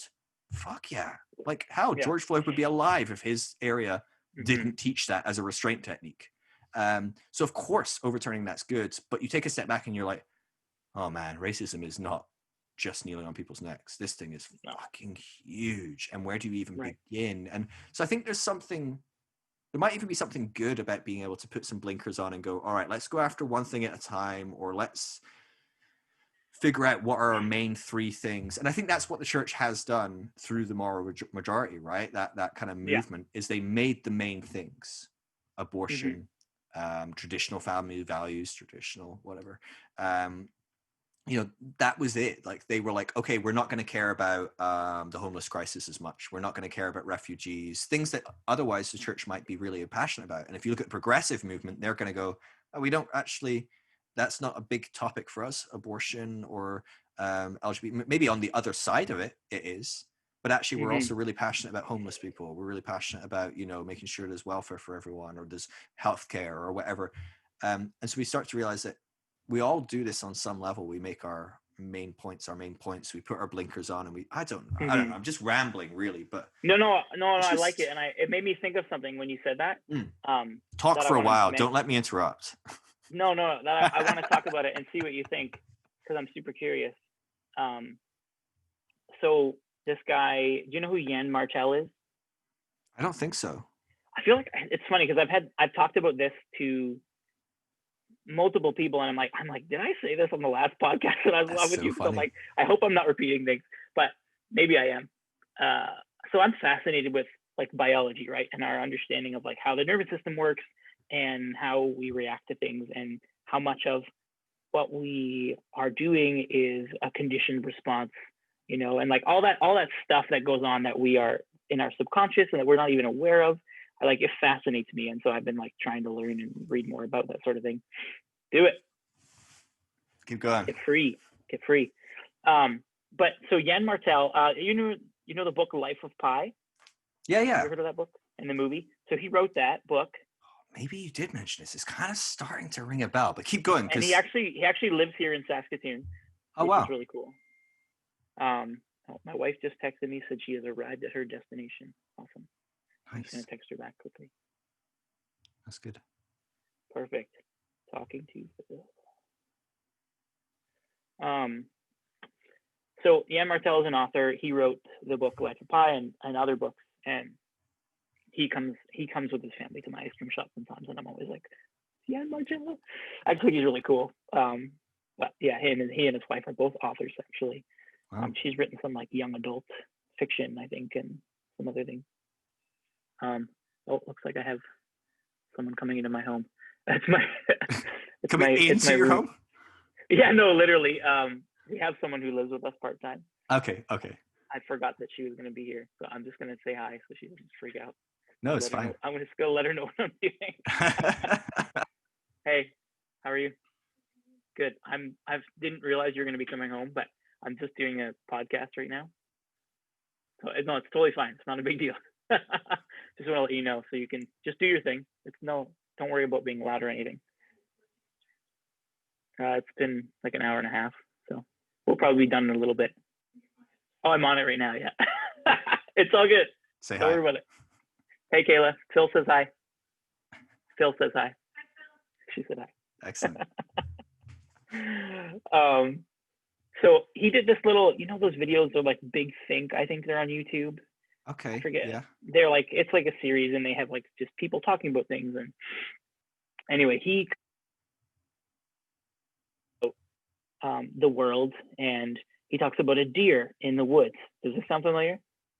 No, I don't remember. Okay, so he's if basically you talked about it last time, I've completely forgotten. That gives you an idea. That's fine. My memory. So he basically talks about a deer in the woods, and they have a perception level that extends, a certain amount, say like 100 meters. So they can hear things within 100 meters. They know that if they hear a noise, they can be alert for danger. And basically he talks about like our modern world, the internet, what is happening right now in our lives.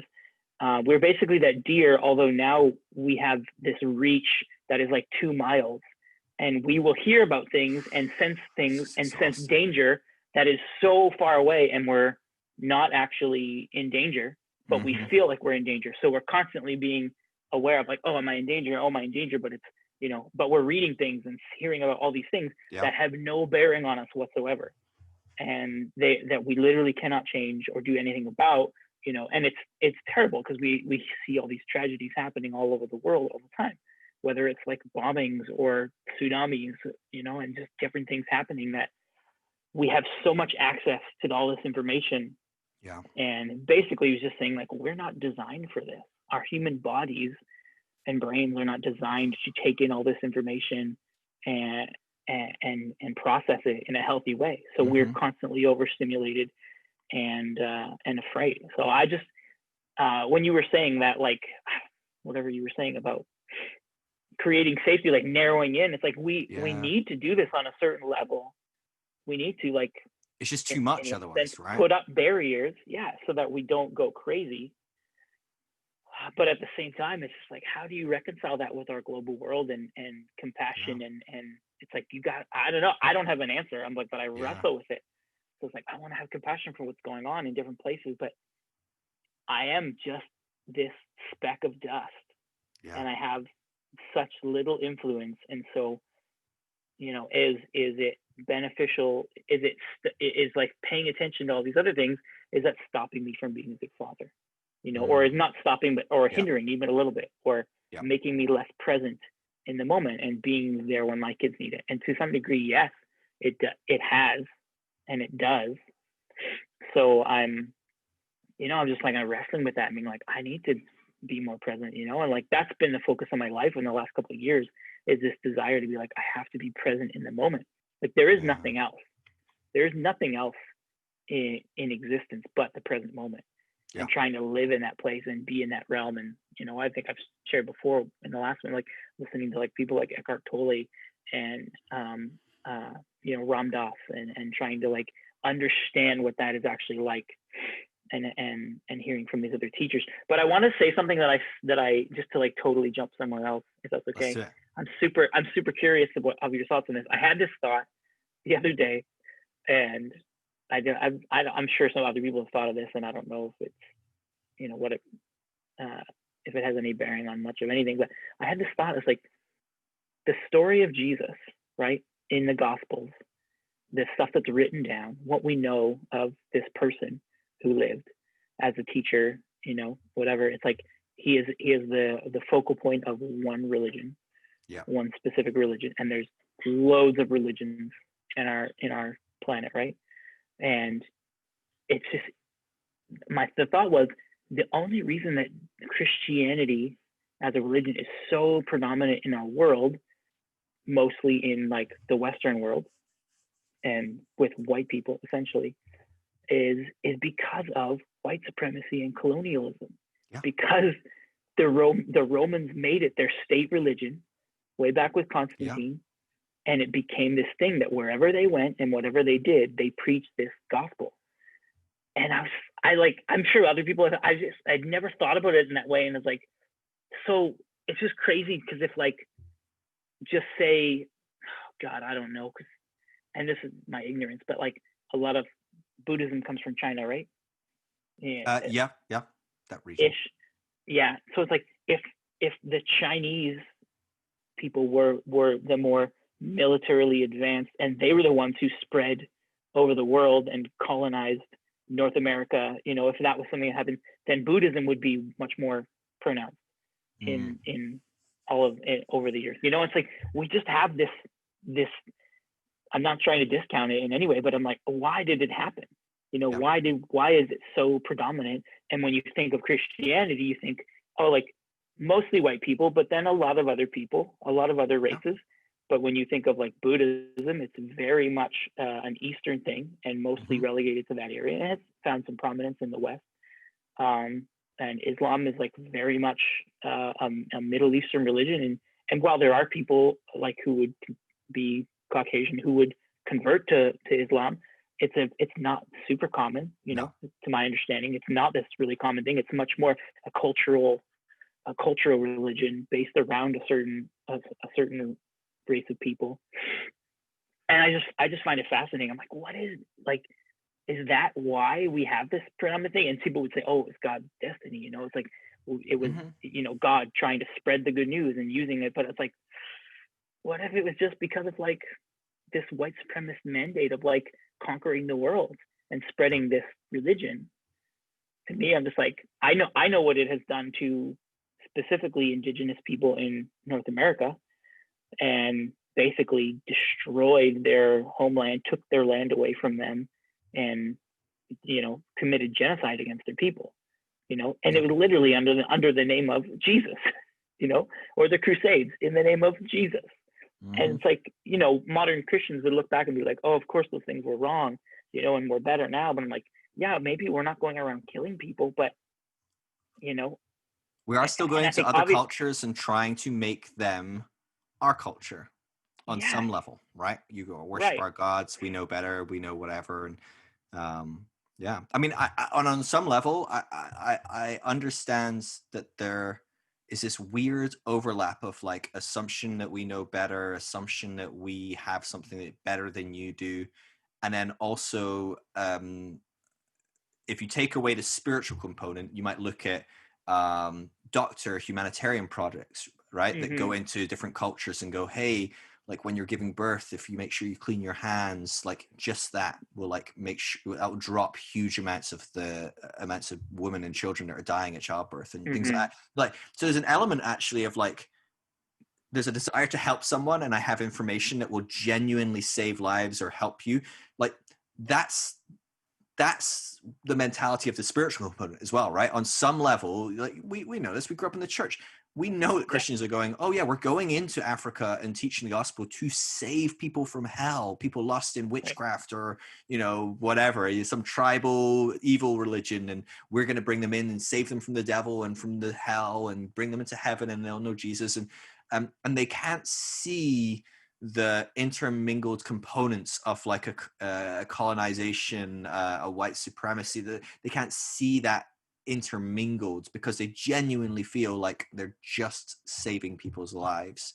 And I think that the right intent does not change the impact by any means. I'm not Yeah. trying to Hmm. excuse impact, or say that, oh, we should forgive like negative impact because the intent was good. I'm not trying to say that at all.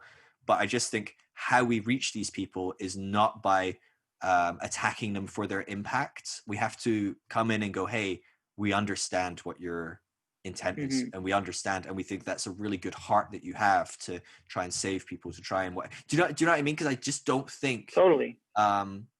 the same way you want someone to vote differently, right? You don't go like, you idiot, like you're just a Right. racist or whatever, or you're just a No. stupid libtard or whatever. It's crazy languages that we throw in. That changes people's votes, by the way, 100% of the time, Yeah. right? Totally. No, it's of course going, oh wow, you really care about the fact that like, you know, people are dying as they're immigrating from like different hostile environments. That's a beautiful heart you have. Like, can you talk Hmm. to me about what you want to see? And maybe I could share my input on how I don't see that working economically or whatever. Like, that would be a healthy conversation where you can push back on one negative aspect, and you could, you know, promote the positive aspect, or the other way around, right? You can go, hey, like, oh, I really see that you are really worried that you wouldn't have a job, and that would cause you to vote for someone like Trump, who's really pushing that he's going to make sure you have a job. Like, Right. can you tell me more about that? Can you help me understand that? Like, maybe that would, you know, was it after the election? I think they did a poll. It was a pretty broad poll as well, very large group.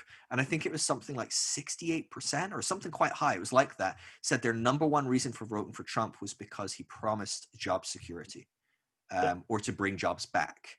Um, Hmm. and I was like, wow, that doesn't sound racist. Now, it does mean that you had to excuse racism to vote because of the job. It does mean you had to Right. excuse sexism, but it doesn't mean that you inherently had a desire to be sexist or racist. And so calling you that is not going to help the conversation, right?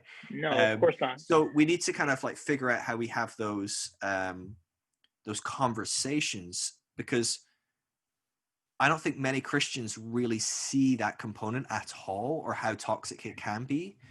Hmm. And I don't know if they ever are able to. You know, I don't know if we can, until you kind of dismantle those kind of heaven hell components, right? It's like Hmm. they literally believe people. It's like you believe babies are getting killed. It's like you believe Right. people are going to burn forever.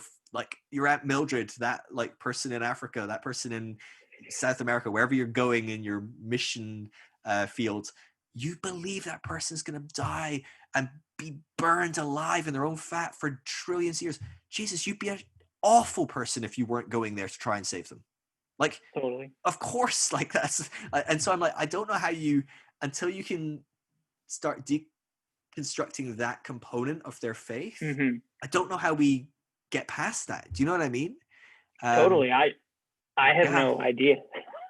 Because I think all of us, we were born into the system, right, in this world yeah, where white supremacy is the water that we're swimming in, you know, at least in the Western world. And you know, I read an article recently talking about how the fact that the the only nations that have not given the land back to the native indigenous population on the planet, like, because Africa was fully colonized, but they've yeah. been given back their independence and things. The only nations that continue to do that are the United States, Canada, New Zealand, and Australia, the Wow, whitest places in the world, and they refuse to give land back to the native population. wow. And it's like, how do we, you know? And I'm like, how do we still live in a world where that continues to be a thing? You know, how can we Mm, not recognize it? But obviously, there's lots of things, and the thing about that is like there's so much nuance and so many things happening at the same time on different levels. Again, it's like people can only focus on one or two things, otherwise they get overwhelmed and they don't right. feel okay, you know. And so I'm just like, I'm gonna dive into all this stuff and totally mess myself up Yeah, trying to, you know, discover things fry and your brain. construct and whatever, because I'm just curious about all these things. Mm, And you know, even the idea of, like, you know, the universe and how big it is, and the fact that, in my opinion, there's definitely lots of aliens out there in the world, you know, like there's, or in the universe, not in the world. And like there's so much that could be going on in the massiveness of the universe, and then in the tiniest, like, you know, Rob talks about this, and like everything is spiritual, the bigness and the smallness of Yeah. things and how little we understand as humans, you know? And the fact that, like, I don't know, I forget what it is. It's like 80 to 90% of the ocean is unexplored on our Yeah. planet. Oh It's like, yeah. I'm pretty It's sure wild. Godzilla's down there Oh, sleeping dude, somewhere, you know? The Meg, man, that giant shark that's been dormant Yeah. somewhere in the fathoms. You know, and that's So for me, I'm just like, crazy. I just, I'm just so curious and fascinated by what could be. And I don't remember if I told you this again, it's forgive me, but it's like, I read an article a little while back about these scientists in Antarctica, and did I tell you this? They discovered, they're, I don't know how it works, but they're like observing things, and they observed these particles that were moving in such a way that the only way that they could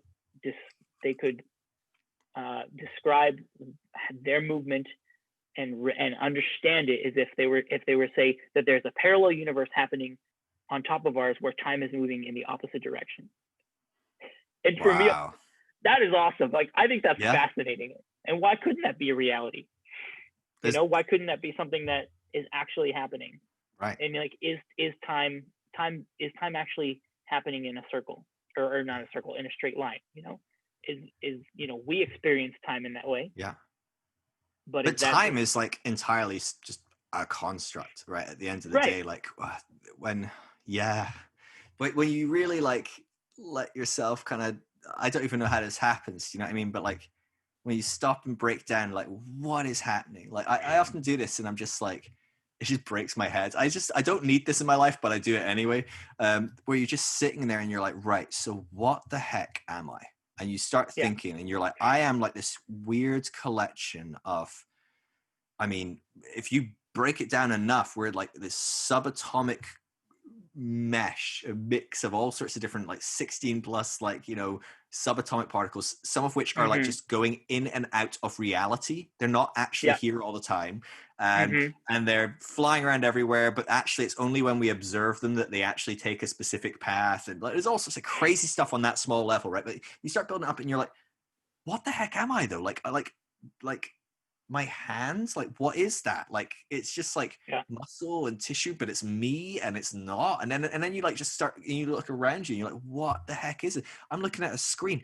What the frick is a screen? Like scientists can start breaking this down, technology, you know, you can break it down, but you're like, this is mental. This is mental that Mm-hmm. I am like some sentient collection of atoms on a rock that is hurtling through nothing Yeah. at like speeds that like are unfathomable, as it's spinning at speeds that, like, you know, would rip me Mm-hmm. apart really. If I like if I got on a small enough scale, I'd just like tear apart at that speed. Right. This rock is spinning at that speed, flying through the universe, and on it, like literally just sitting on it on a chair in his house, talking to someone that's on the other side of the rock via a Yeah. screen. Like, and I'm like, what the hell is happening? Like, what is this thing called life? Like, it's just, yeah, I don't even know what were we talking about that sparked I that don't know, thought. but I just love, like, I love that. I love thinking about that and questioning that, because I think we were talking about like the difference of like, well, people just want to focus on one or two things, or like have a Yeah, very specific set of parameters where they can be like, I feel safe and I don't question things. Because if you start to think about things like that, right. people are like, oh, maybe life is meaningless. I Maybe need there a is no story to make me feel purpose. safe in that, in the Exactly. story of what's actually happening. Like, if we don't have some constructed reality which goes, oh yeah, okay, no, so I'm a Phil, and a Phil was related to that and that and that, and a Yeah. Phil like makes a podcast, and a Phil is married to Tilly, and we go and get food in the evening, and like, I don't know, we do this thing for work to make money. Money's a thing, like, and I Right. guess it was because you were talking about time, and it's like, and in the midst of this ball of atoms that is kind of like, it's got gut bacteria that's evolved to kind of control the whole body, so it's being fed, and like, you know, like we're Mm-hmm. basically being controlled by a bunch of bacteria in our stomach. Yeah. That's the primary motivator in our body. I Our love that. brain evolved to be a slave to basically some bacteria that live in our gut and go, feed me. And we're like, okay, cool. And then we've evolved to then be able to talk to each other so we can be a bit more effective and survive longer and eat more, so this gut bacteria can live. I mean, what is like, and in that, we're perceiving something called time, but time isn't a Right. thing. It's something that we perceive, and then we create a story about time that gives it meaning. But does an atom know what time is? Does a Right. rock know what time is? Is time relevant in that? Like, I don't know. Mm-hmm. It's just such a mind-blowing concept. And then we come across something that breaks our story, right? Oh, there might be multiple worlds, right? The like kind of multiverse, multi-worlds kind of theory. And in one of them, maybe time goes backwards, and we're like, whoa, whoa, whoa, whoa, whoa, what? What do you mean? But then you're like, well, you watch Inception, right? Or no, what's it? Not Inception. What was the one? Memento. No. I was gonna say Oh Interstellar. yeah, that's not. Oh, Where he Interstellar. goes to Right. like Right. Right. another planet, and it's like, oh yeah, on this planet, because it's this size, you can be off the planet, and time means one thing. As soon as you go on the planet, oh, a year means 7 years, or a minute Yeah. means 7 years, or you know what I mean? It's like, what? So time is actually entirely relevant to where I am and what I'm doing. If I'm on a different Mm-hmm. planet in a minute, everyone I know and love aged 7 years. But if I didn't go on the planet, they didn't. Right. What? Like, Yeah. what? What is? So even these kind of concepts we call time and things like that, just like, what is that? Like, Yeah. it's just, oh, it just I love breaks. that shit, man. But I love it, Speaking of exactly. Speaking of Christopher Nolan, I'm going to see Tenet tonight. Oh, you are? Yeah, later Very on excited. tonight. Not too late. I am very excited. This is like, I've been, dude, your weekend, man. I know. I've like been going to the movies is one of my favorite things to do in the world, and I have not been to a movie since before this all happened. So Wow. they've just recently started back up, and they've got obviously like assigned seating, everybody's spread out, Sure. and stuff. So I'm gonna go check it out and see what it's all about. Good. I've heard it's. I mean, it's Christopher Nolan, right? You got to see it at the big screen, right? Are you doing IMAX? Absolutely. Yeah. I mean, he films IMAX like exclusively, right? Basically. So I'm not sure. But I can't remember what is IMAX. Is it like 78 mil or whatever it is? It's a certain type of film he likes that is like basically the IMAX standard. Yeah. Yeah. Man, I love the cinema so much. I've not been. We just don't go ever. Like it's such an expensive hobby, man. If you get into that, like, is it really? What is it? To go to the theater here, like it's like about. It depends. You can get like certain days or like buy one, get one free or things like that. But just if you just go in on a Friday evening, you want to go to the theater, it can be like 10, 12 pounds, which is $15+ for a ticket. Right. And you're like, yeah, honestly, I get it. It's a big screen movie. You got to pay your, £100 million budget or whatever dollar budget. Right. But, oh, that hurts. Like, that's a lot. It adds up fast. I used to work at the movie theater when I was in high school, and it was the best. These free movies whenever you want. It was so fun. That's a dream of mine. Yeah, it was great. Sorry, go ahead. I went to a theater once with my friends, and this is one of my favorite theater moments, like cinema moments in my life. Is we went to see Serenity, one of my favorite movies. Like absolutely amazing. Joss Whedon, all about the Firefly universe. I gotta watch universe. that again. I've only seen it one time. So good. Did you watch Firefly, the TV show? No, and that's the other thing too. It's like, without a shadow of a doubt, my favorite TV show that was ever made, and it just didn't survive. It did a season, and that was it. And it didn't survive because Fox aired episode 2 first and episode 1 I heard that. I just heard that the other day. The biggest reason. I was reading some article about TV shows or something, and ones that got canceled, maybe that shouldn't have. They just thought episode 2 was a better episode. Isn't that crazy? Yeah. Oh, this feels better, so let's air it first. I'm like, that's in the wrong order. Anyway, out of time. We're in the cinema. We're watching Serenity, and I'm like a fanboy of Firefly. So I'm so excited to finally get to watch the movie. I'm there literally about 8 minutes from the end. I didn't know it was 8 minutes from the end, but 8 minutes from the end, suddenly the whole thing just goes and just switches off. And there's just a light coming out of the box behind us. And no joke, right? No joke. My friend Andy runs to the back of the theater, climbs on the back seat, does a huge jump, grabs hold of the ledge, pulls himself up. And the image he describes to us, I see it almost as if like, no, I don't see it, but like, I have problems with visual capacity, but like he pictures it almost as though I was there. When he described it, I almost remember it as though I was the one that climbed the ledge. Yeah. He pulls himself up on the ledge, looks through, and he says there's just like 15-year-old, like covered in acne, like he's like, you know, got his like, he just like looks like a kid, and he's sitting on the floor, and there's this huge reel on the floor, and there's just tape like everywhere, and he just holds up this bundle of tape in his hands, and it's just like, and he just Oh does my this huge God. shrug with tape everywhere. And Andy kind of climbs down, and he's like, "We should just go." Oh I my think God. I think we got a refund, but I was like, that was the like I didn't even see that moment, and it's still one of my favorite moments from like the cinema That's experience beautiful. ever, because I just picturing this poor kid, obviously like, I don't know, like dropped the ball somewhere or something malformed, and he's just having the worst day of his life, right? You know, he's just Yeah. holding tape, and he's like, "I'm in so much trouble." Yeah. So Oh, good. that's so great. Yeah, I love it. Yeah. Anyway, I'm doing that. But yeah, what do you say you play You're video living the games? dream. Do you actually play video games? Not much these days. I play a little bit. I've been doing over pandemic. I had a group of friends that I did a lot of board games with, and we've been doing like online board games on like Oh, Tabletop cool. Simulator, which is good. We do that once a week, and that's been like, that's what's kept me sane a little bit. I mean, I've had a few things that keep me sane, but I do just miss board games. interacting with people outside of my little bubble in my home, um, and just going, oh yeah, there's people on this planet, and they're my friends, and we can have a laugh, and we have a like recurring, like, it's great having Zooms and connecting with people. Most of the people I don't know, like yourself, it's like, an old buddy, that's great. But Yeah. it's a whole nother level when it's like people I chat to once a week, and it's just like, oh yeah, I've got friends. I'm a person. This is the story I'm telling myself, right? It's like, oh yeah, okay, we're breathing. That life is still moving, and so that's kept me a bit sane playing games for sure. But yeah, Sweet. dude, social. I just miss social, man, so much. We're still on a Yeah. bit of a lockdown. We got let out, and then we got put back on lockdown because people were crazy here, and it spread Really? really fast again.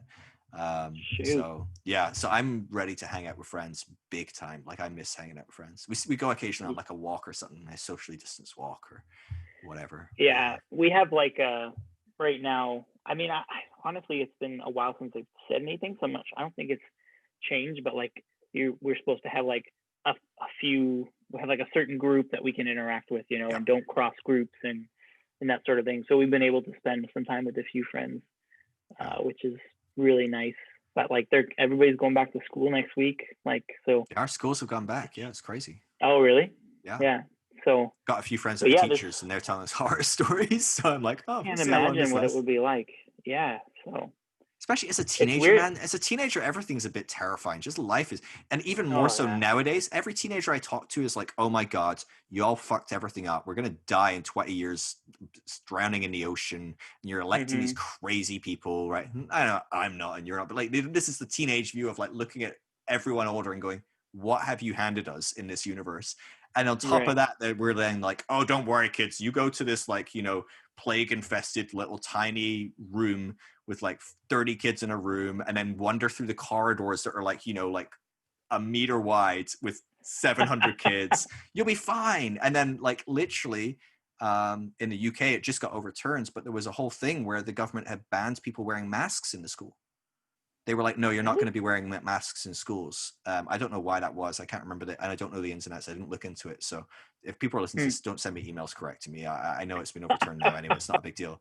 But yeah, people are now able to wear masks and stuff. But I'm just like, oh, this whole thing just feels crazy. But you got to go back, right? You got to have some normality at some point. Something's got to change. So, but yeah, the whole world. I just don't think I'm ready for normal life again. I don't even know what normal life was before, but I feel like I'm the nervous one. I'm the one that obeys the rules to the T. Like my friends are like, oh, we could just hang out anyway. It's fine. Everything's kind of settled. And I'm like, actually, the government regulation in point 12B says that you can't, like, I don't, and I'm like, I know that doesn't make sense. I know it doesn't really matter, but I'm like, that's a rule. I got to keep it. There's something in me. I'm a rule keeper. So that's interesting. I used to be a rule keeper, but I think it was, you know, obviously not to get back into it, but like the way of like, for me, it was like a badge of honor, a badge of pride, you know, to be that person who was like following the rules, doing things the right way. But obviously I'm in the midst of my rebellion now. So 23, tearing it all down. 23. I can't get my head around that. That's amazing. And then honestly, once shortly there, well, once I started doing it, I was like, well, I'm just going to do this every day because I'm Dude, trying you to got make up for catching lost up time. because a lot Yeah. of kids have like, they got like 10 times a day kind of like through their teenage years. You got a lot. Dude, I'm going to call this episode like Jordan Ethridge didn't wank for 23 years or something like that. Do it, please. Call it whatever That's you so want. funny. That's so I'm funny. totally fine with that. I love it, man. It's been really good chatting. Really good chatting. Yeah, dude. I'm gonna let you go and enjoy you're playing basketball, going to the theater, Gonna then go play living it up for basketball the in like an weekend. hour. Yeah, I gotta work. So I'll check in and see what's happening with work. And You're busy, I'm trying man. to. You're supposed to be unwinding this weekend. Relax. Don't I like know. kill yourself. I can't. Man. Well, I have to be there for a little bit at least. So yeah, it's crazy, man. I mean, for anyone who doesn't own their own business, it is like such a weight that you carry around. Yeah. Like 24 hours a day, stuff, 7 right, days well? a week. Oh yeah, people. It's open right now. People are working, and so it's just like there's so much. And like they called me yesterday, like this the debit machine's not working. I'm like, okay, let's figure this out. And the internet was down, so I had to help them walk through how to fix that and stuff. So it's like it's all on my shoulders. Yeah. And I'm not complaining. It's just like it's something that I've never experienced before. Yeah. There's no off switch when you're self-employed. At least because I operate self-employed, and like a lot of people assume I'm some sort of like 501c3 kind of charity, or I'm not. I'm just like some random guy, and some people give me money, so like that's great, but it's not a charity basis or anything. And like this, it for a long time that was like I could be on the streets next week, but I can't imagine the stress of like, and I think it got worse when I got married. I started to like freak out a little bit and be a bit obsessive, and I overworked, and I became a bit paranoid about like, how am I gonna make more money or whatever, especially when I don't charge for things, like like how do I make more money and not charge for anything? Like, what am I doing? And then like I've chilled out over the years, but I'm like, and the one thing I think about when I think about like, oh, like me and Till will have kids at some point, and I'm like, am I going to do that again? Because I imagine once I've got kids, and because I'm like, me and Till could live on the streets. And in the UK, that's not going to happen anyway. We've got a fairly good social net, but I'm like, am I able to go? Yeah, me too, and some kids could live on the streets. But I can't imagine as an employer, like just like people are like, Jordan, there's a pandemic. We need you to figure out what the business is going to do so we can still pay our rent. Like dude, the stress of that. I'm like, I do not want that stress. I'm in a pandemic. No. I'm trying to figure out how to get out of bed today. Don't give me that. Like that's crazy. No, and it's one of those things where like I notice kind of looking back through, where it's like, oh, I just shut off certain parts of myself in order to keep going. I'm just like, this is what is required of me right now, so I got to do it. There's nobody else to do these things, and it has to happen. So I'm like, I've just got to do it. And so I shut off my own desires and emotions, and it's like, yep, gotta go. I've had moments where I know we said goodbye, but like I've had moments at work where I'm just like, I feel like shit, and I am just like on the verge of breaking down, and it's like I just want to cry, and I'm like, I can't. I go, here's your ice cream. Exactly. So no one wants to get an ice cream cone from someone that's like wailing, right? Yeah, no, exactly. But it's like life. But it's like I have friends who, like quite a few friends who are local business owners as well. And, we talk about some of these things. Like people who don't own their own business, they don't get it. They think it's like you're living the dream. You're self-employed. You own your own business. It's like, so it must be so fun and free. And it's like, it is great. It is fantastic. There's a lot of pros, but there are some cons that are it's really difficult. I say this all the time to people that start their own business, because a lot of people, I think, start their own business because of that idea, because, I'll be able to do what I want, when I want, and how I want it, and I'll have freedom, and I'll make more money, and whatever. And I'm like, the type of person that decides to start their own business for those reasons, generally speaking, should not start their own business. Mm-hmm. They're going to burn out fast, because it's a whole lot more required from you to get any of those benefits. But like, generally speaking, the person that does well at starting their own business is like the workaholic that's driven, that's got a passion for some sort of niche thing, and goes, I'm going to do this with my life, and I'm going to make it the best thing ever. And then goes, I'm going to work 20 hours a day. And that is problematic, of course. But generally speaking, they're not the same person that's like, I want to work. I'm going to be self-employed so I never have to work. They're like, I'm going to be self-employed because my employer doesn't work hard enough. I could do it better. That's the two types of self-employed people. Right. And generally speaking, one makes a better boss than the other, because there's nothing worse than when like you are the boss that just goes, I don't have to work ever, it's fine, because then your employees are like, oh great, we're doing all your work. Yeah, totally. It's so No, funny. I definitely like I wouldn't describe myself as a workaholic, but I'm like, I know it needs to be done and I'm going to do it, Get and it done. nothing's going to stop me from doing There's it. finding the But once it's balance, done, whichever I'm just one like, you are, you kind of need to find something in the middle, right? yeah, no, totally. So, and like, I know what it's like to be an employee and to really struggle with whoever is like my manager or my boss. And I'm like, I know the kind of boss that I want to be because of the experiences that I've had and that Yeah. that didn't really, that weren't great. And so like, I want to make sure that everyone who works for me is super happy and knows what their role is, and there's no, confusion, and they can just do what they are required to do without having any of the extra stress, because they don't need that in their life. Yeah.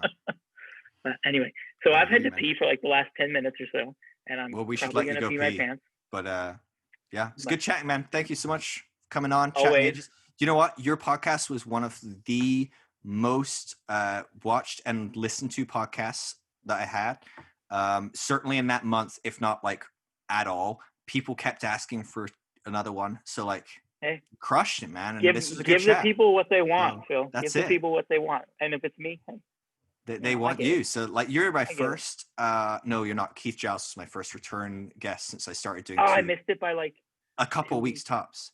Dude, I'm just thinking while we were talking, you know what I'm going to do? I'm going to try and edit this up and move you up the schedule and bump someone back so I can release you on the same week as Rob Bell. How do you feel about You got Rob Bell? that? Yeah, I'm talking to him next week. Oh my God, that's amazing. Yeah. I thought you'd So like that. awesome. But I was just Oh, suddenly like, wait, I need to release Jordan on the same week as his guru, right? that would be fantastic. Hey, and if you're talking to him and you just be like, hey, Jordan really likes you. You remember this guy that you met in San Francisco and you I talked might about tell him jackets? that story. I might go like, dude, what did you actually think that he said? And then show him my face. Show a picture. Do you I think remember I had the this guy? picture. We took a picture with him, like a selfie with like me and David Staley and oh God, I feel terrible because I forget her name. Oh, she was British. Amelia Fuller. Remember her? Amelia Fuller? I think was her name. Yeah. Amelia. That bell She's blonde. that She's bell blonde. rings. That name rings a bell. Yeah, it was me and David and her. Yeah, I Was do there remember 4 of her. us? Yeah. Dude, how did I not Maybe end there's up only going 3 of to us. that? What the heck? I don't What know. life choices was I making in my?